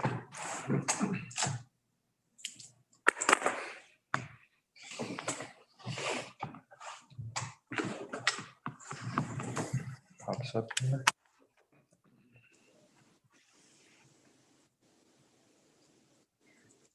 One question I have for you, Rusty, that you could probably answer while you're trying to find your thing. On the keyboard, Mhm. do I have to charge the keyboard separately? Yes, it's a different cable. Unfortunately, it's separate from the iPad one because iPad is proprietary. Okay, so did If you you give, kept, if you kept your little black cord from the That's last the one, one. it fits. okay, Yeah, typically the Apple ones are white, yeah. and then you probably got a little black one. It's probably short, Black one, yeah. probably about 1.5 feet, 2 feet long, maybe. Yeah. Just not quite long enough. Yeah, it is. It's frustratingly short. Okay. No. Okay, so on getting your agenda packet, all that information usually starts with an email from Jen. You get something in there that once she posts the agenda and the packet, it comes in, the link will actually go directly to the information that's there. You can also go directly to the website and it will show up in 2 different places. If it's an upcoming meeting, it'll be under the current upcoming events. So for instance, like today, you see the council retreat right there, and you can go to that. And in that, you will find a couple of things. You'll find the packet and the agenda down below. If there's any supporting documents that are not typically in that, they would be down below in the supporting documents. The Zoom information that's on there is primarily for the attendees that are going to be attaching to the meetings. For you guys, when we switch to the webinar version, there is a separate email that should have come to all of you that says you're going to be a participant, and that gives you the permissions to change your mute and unmute and allows you to present if we ever wanted you to, or that sort of thing. So you have a few more permissions that are on that level. If you forget that and you just simply click on the Zoom link, it will pop you into the attendees list. And as long as I know you're going to be attending, I can bump you over so that I can see you. You can also turn your camera on and off in that and do some other things as well. So let's see here. One of the things, if you don't have the city's webpage, you can easily bookmark it. If you go up to the top where the share button is. What button is? The share button, the square with a little arrow, and you can bookmark it. You can add it as one of your favorites, which is, if you look on mine, the second row that adds it as a bookmark. So you can easily just click on your bookmarks and tag it and go from there if you want to go in. Wait, how'd you get there? In the upper, yeah, up near the address bar at the top. That one right there. If you click on that, it should give you some options. One of those is add as a favorite. Somehow I wound up with it as an icon on the general screen. So you can take a bookmark and you could send it directly to your desktop if you want. So that is an option as well. I don't know how I did it, but I did it. If you scroll over to the sides, if you see what I have on the screen, there's an add to home screen, and that's what that would do.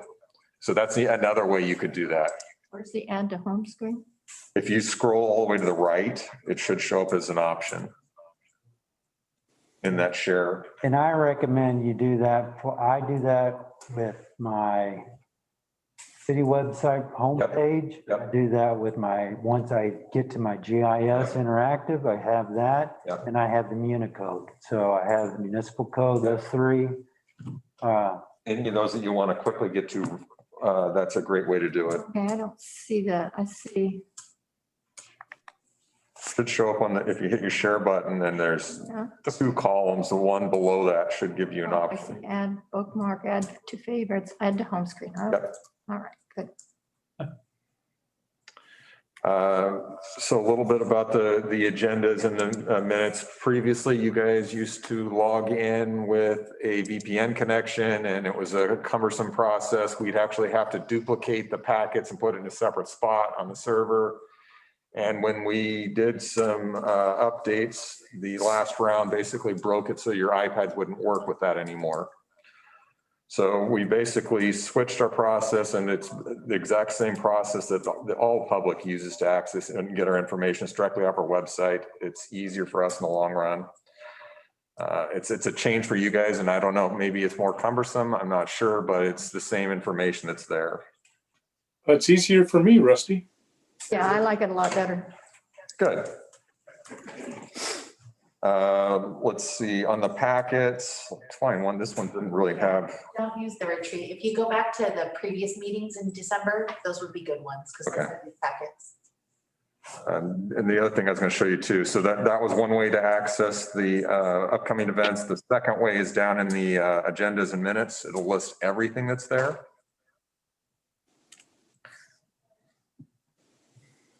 And it'll actually show you too which ones have agendas, which ones have packets.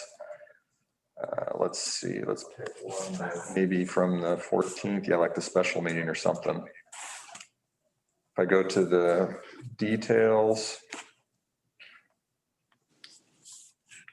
there's your packet. So if you click on it once, or this one's the agenda page, I guess. You on the 14th, meeting on the 14th or the? Yeah, I picked the 14th. Special meeting.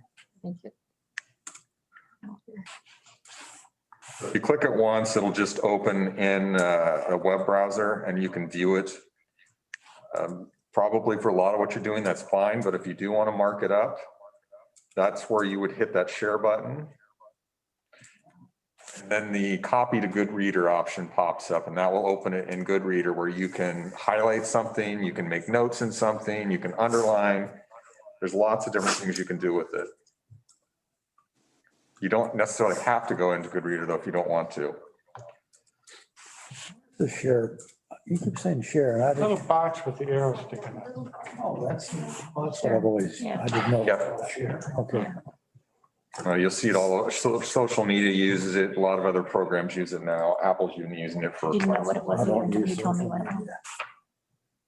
So once you've copied it to Goodreader, then if you click on the screen once, then you can use any of the tools that are there where you can, like I said, make notes, cross things out, highlight.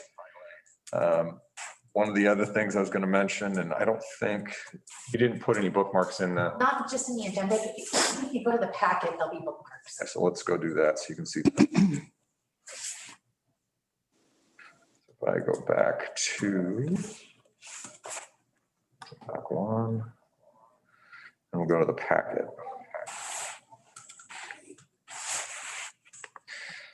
So if you were to follow that one into Goodreader,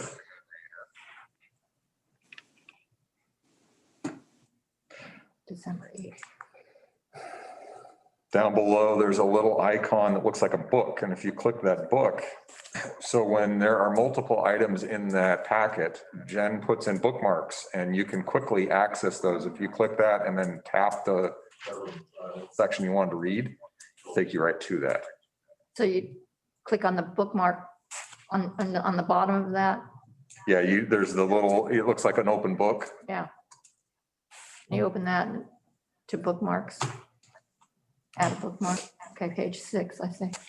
Yeah, so like this one, I actually selected on that one. It had to do with the background. It takes you right to that section if you wanted to read that particular portion, which is quite handy.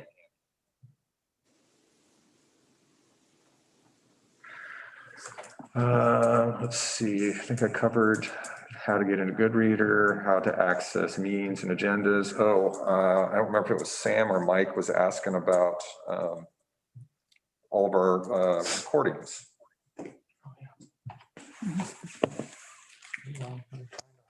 So easy ways to do that. If you were to go on the main page and you go to again to the agendas and minutes, it'll pop up with that main page. If you scroll down, you'll see all the information that's tagged to those different meetings. So for instance, like on the 14th, the special, you'll see the agenda, the packet, then there's a video listing. That video listing means that there actually was something recorded and it went to YouTube.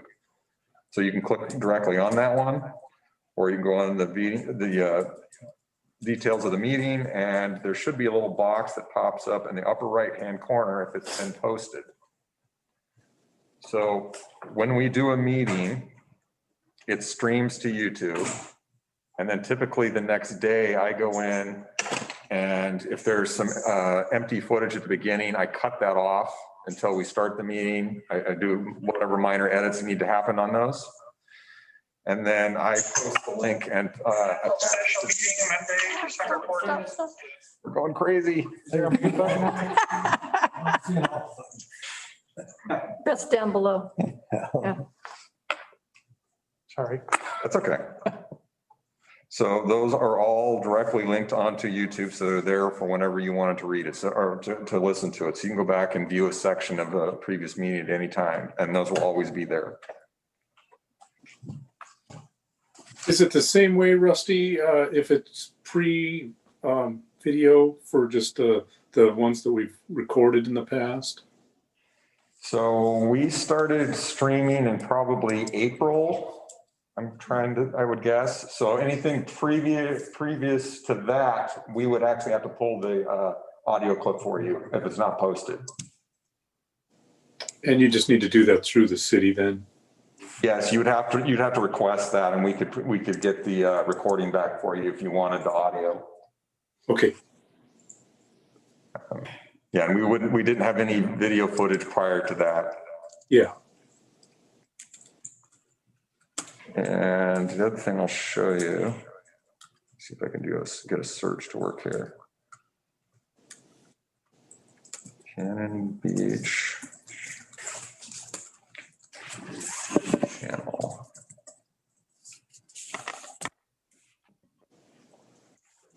Right one.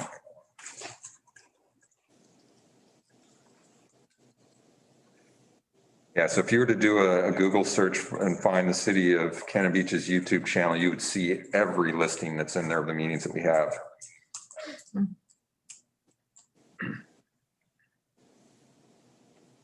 So you can see, there you go on the screen, you can see all the ones that we have on there now, and it shows, oops, I didn't actually need to go into it.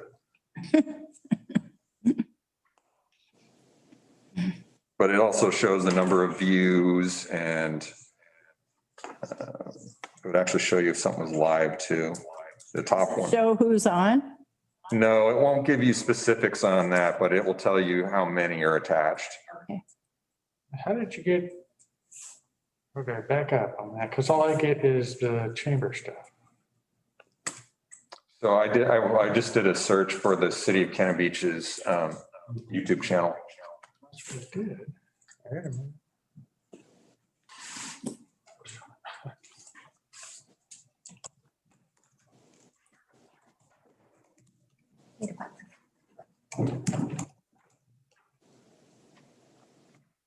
So I have a question. After I've uploaded everything to Goodreader, say for this next agenda, there's 2 or 3 items, a presentation, a hearing, documents, etc.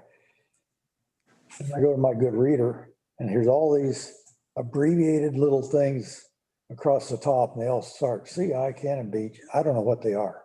You know what I'm saying? I can go to that. There's a little place where you can get an icon for each one of them, but it still isn't big enough for you to read what is that document. Is there any way to do that? So probably if you go into Goodreader itself, you can get a document view. And so what you're saying is basically it's filling up the screen so much you can't read all of them. Well, let me see if I can reproduce this. I mean, like these little things? Yeah, I get those little. You just press it and it opens. Yeah, but I don't know what, I've got like 8 of them across there, and I just want to look at the one that was on a certain subject. So And you go to each, you have to hunt for it, that's Is it all. a list view versus thumbnail view, maybe, Rusty? That would be my guess, yeah. You can kind of see I'm playing with mine on the screen for the view.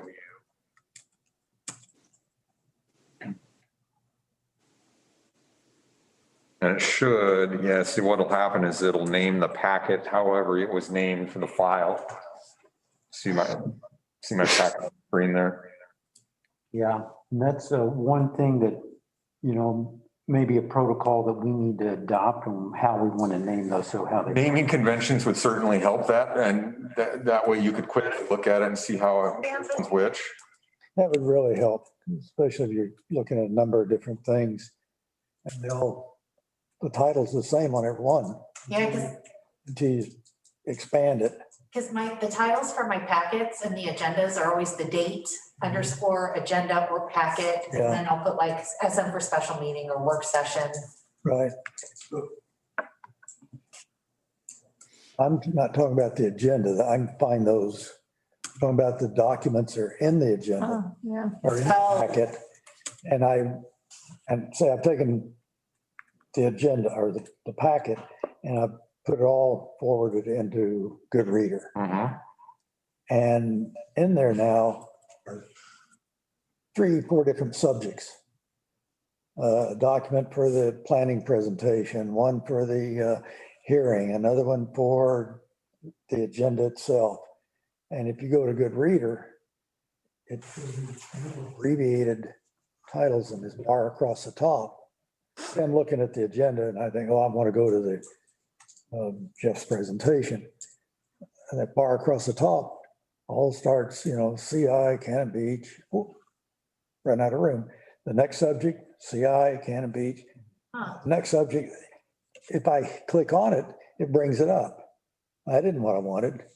Right. I got to go back and do the next one over. And in the meantime, they've shifted because Yeah, you added one. out. And then where did it go? So you have multiple open. Yeah, I have multiple opens. How do you, That's why it's saying CI, because that's the website. And it's going to keep truncating it Yeah. the more that you open up. yeah, The only suggestion I have on that one is you have to close some of them. one of them after you. Yeah. With a screen this small, which you could attach to something else. I mean, you can project an iPad to a bigger monitor or something like that, or we could even give you a cable to attach to a TV or something if you wanted to. Go. Ah, I don't want any more technology. Don't you want to go ahead and see our emails this big?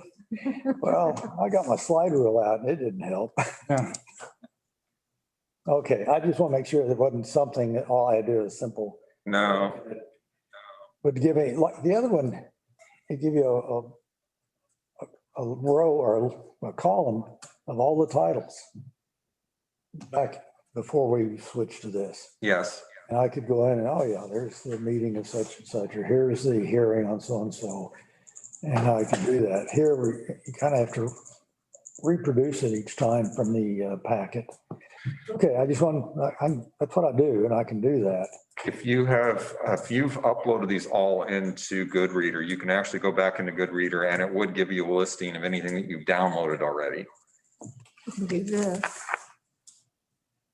Kind of like what I have up on the screen. If I was to add 4 or 5 more, they would just keep adding those in there and you would see those.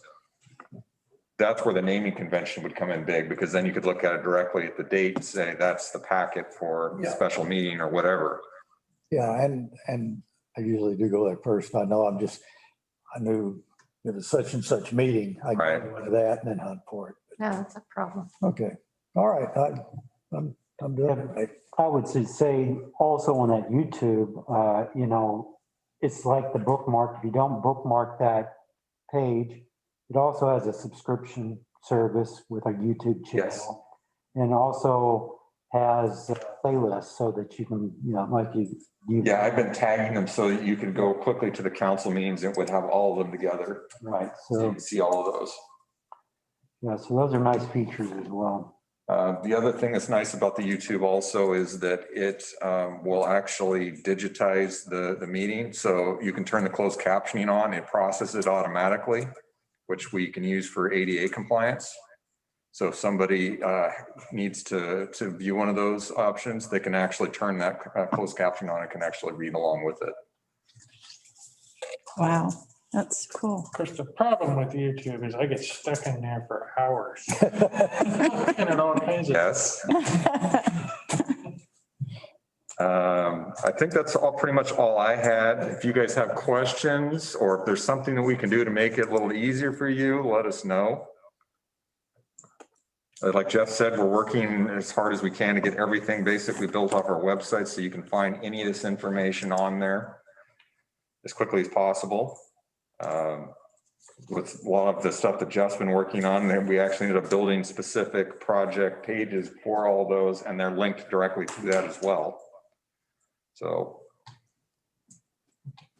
I guess the only problem I had was with like the Roberts appeals and I mean, all the attachments, trying to remember which attachment I was in at what time and where I was in the attachment. And then if I went, took a break and came back and, okay, where was I now? And it would, and then I'd hit one attachment. Oh, I've been in that one. I hit another attachment. Oh, yeah, been there. And so it was just very confusing. Does Goodreader have the function? I know that my those have the function that once you read it, just like a file, you can change it to red instead of green, you know what I'm saying? And it'll show up as. No, because the way the Goodreader's working on this one is that when you click the link on there, then you basically send a copy over to it so that they can do their markups. They don't necessarily have to open Goodreader to view the document, though. You can just click it the very first time. You can't mark it. Exactly. So it depends on what you're trying to do. If you just need to read it, then that's fine. But yeah, a lot of times you probably do want to make notes or whatever. Yeah, definitely. Things like that. So yeah, unfortunately, there's not a. Yeah. The links should show up as red on the website, though, I would think. Right. It's been there. The color change is kind of what you're talking. Yeah, it's like it's bold and then it goes into the lower. Go from blue to red or something to that extent, yes. That'd be. A visited link. Yes, exactly.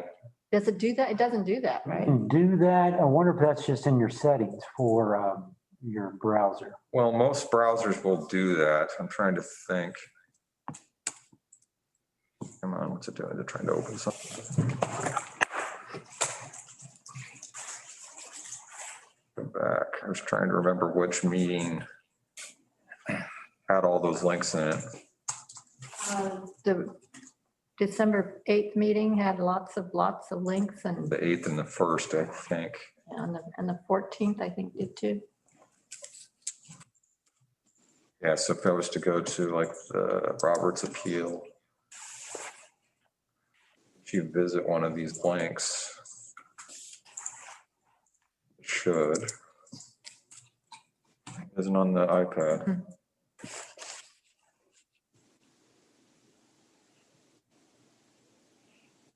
Yeah, it doesn't do that on this one. Wonder if that's a Safari thing. I'd have to look. Because typically when you're using like a desktop or something, it will change the colors of those links and you'll know. Nice if it did that. Yeah. Well, I'll look into that just to see if there's something I'm missing.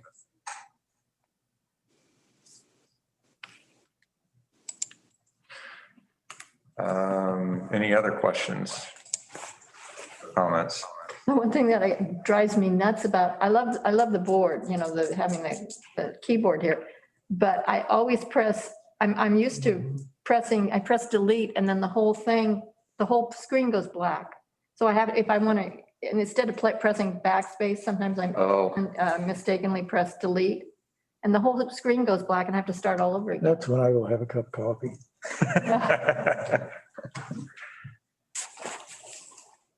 There's nothing I know you can do about that, but Yeah, I swear every time I do that. pretty small keyboard. Yeah, I mean, I like the keyboard, but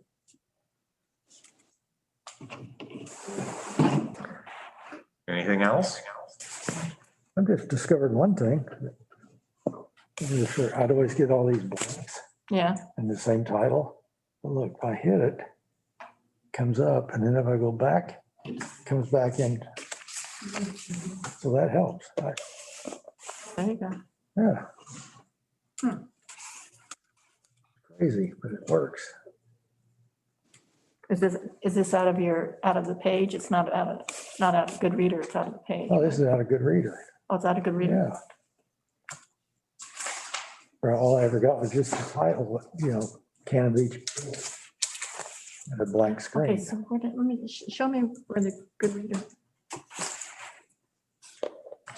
Thanks, Jeff. Wait, I think this is just what we did today. So it may just be Thank you all. on the web, not. Thank Bye, Jeff. you. Thanks, Brandon. I think I had not put this in the good reader. No, Yeah, this I is don't all think it was today's Good stuff. Reader. That's all it was. Out of Never the mind. page. But that's still helpful. Yeah.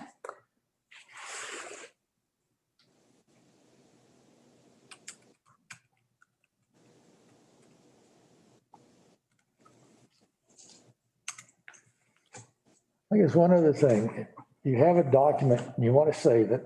Yeah, it's in the packet, it's in an email, wherever it originated from. I don't want to save that in my file, my documents. With my other computer, I just say it goes into my documents, desktop, and I click on it. I don't know how to take one of these files out of a packet and put it someplace where I can always go back to it without starting from scratch. So on some of these, trying to think if I can open something here. There should be an option to save to your documents on your iPad itself. Okay.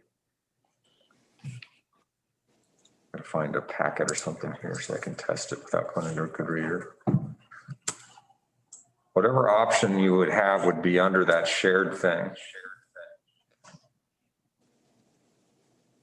So for instance, like this, I just opened a agenda and I hit the share function, and on the bottom, there's a save to files option. Right there. Mhm.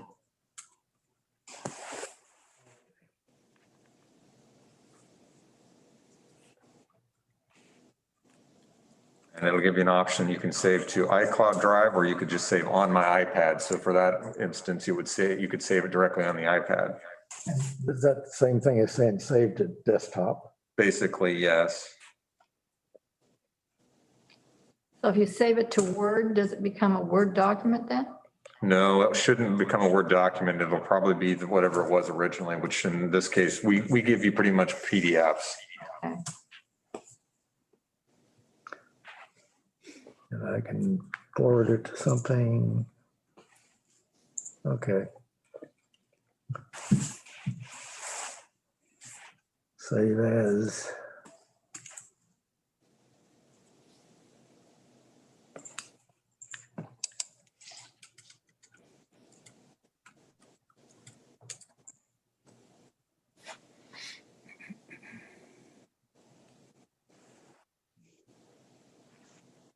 Do you have any questions at all, Brandon? Not at this time, Rusty. Thank you. Okay.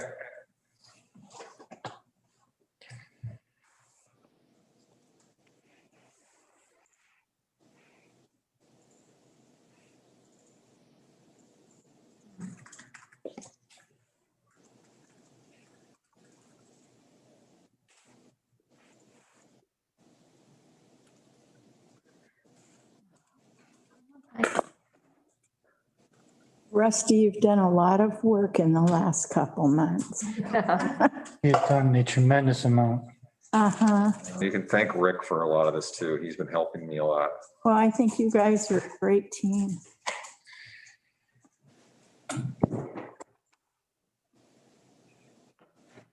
Rusty will never complain, but he does have a deadly glare. No. Good for him. Yeah. He doesn't do it very often. No, he does not do it. In my opinion, he doesn't do it often enough, but he never complains.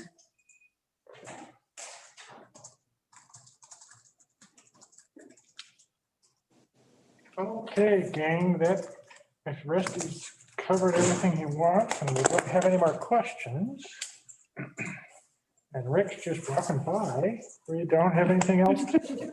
1,200 masks today. Wow, Wow. good job. Anything before we shut this down, or Bruce, do you have any last things you want to talk about? No, other than tomorrow, you'll be getting an email from me with all of the things I think we agreed to. So please let me know if I missed something. Well, and one thing I wanted to bring up, we have our business cards that I called my number just for fun one day and Jen answered it. So I just think people should maybe know that when you hand out your cards, you might like to put your cell phone number on it or something to make sure that they call you if that's who you intend for them to call. And that might be a message before we gave out y'all cell phones. That's what I realized. Yeah, My cards were before I had the cell phone. yeah. That's true. So we'll put the cell phone if you want. But right now, it's just so that we know someone's going to answer the I phone. think you need to make more cards. It's just that, I would hate for somebody who might want to call me directly right away. Yeah. Reach Jen, she has to figure out how to get me and all Yeah. that. Yeah, understand. I know how to get you around. Yeah. You do. I have your number on speed dial. I've got a question that's not exactly pertaining to what we've been discussing today, but upcoming for Nancy and I. Are we sworn in on the first council meeting in December? Yes, Judge Walter will be attending via Zoom. Okay, so if my question is if I attend via Zoom, that's not a problem. He said no problem. He said he's actually married to people over Zoom. Oh. That's good. He said we're good. So Brandon, we're sworn in on the first meeting and we're sworn at for the next 4 years. Yes, that's right. Exactly. You're only sworn in as long as the Wi-Fi works. Yes. Well, we are adjourned. Okay. Thank you. Thanks all. Thank you, everybody. Hey, Brandon. Clatskanie has almost the same population that we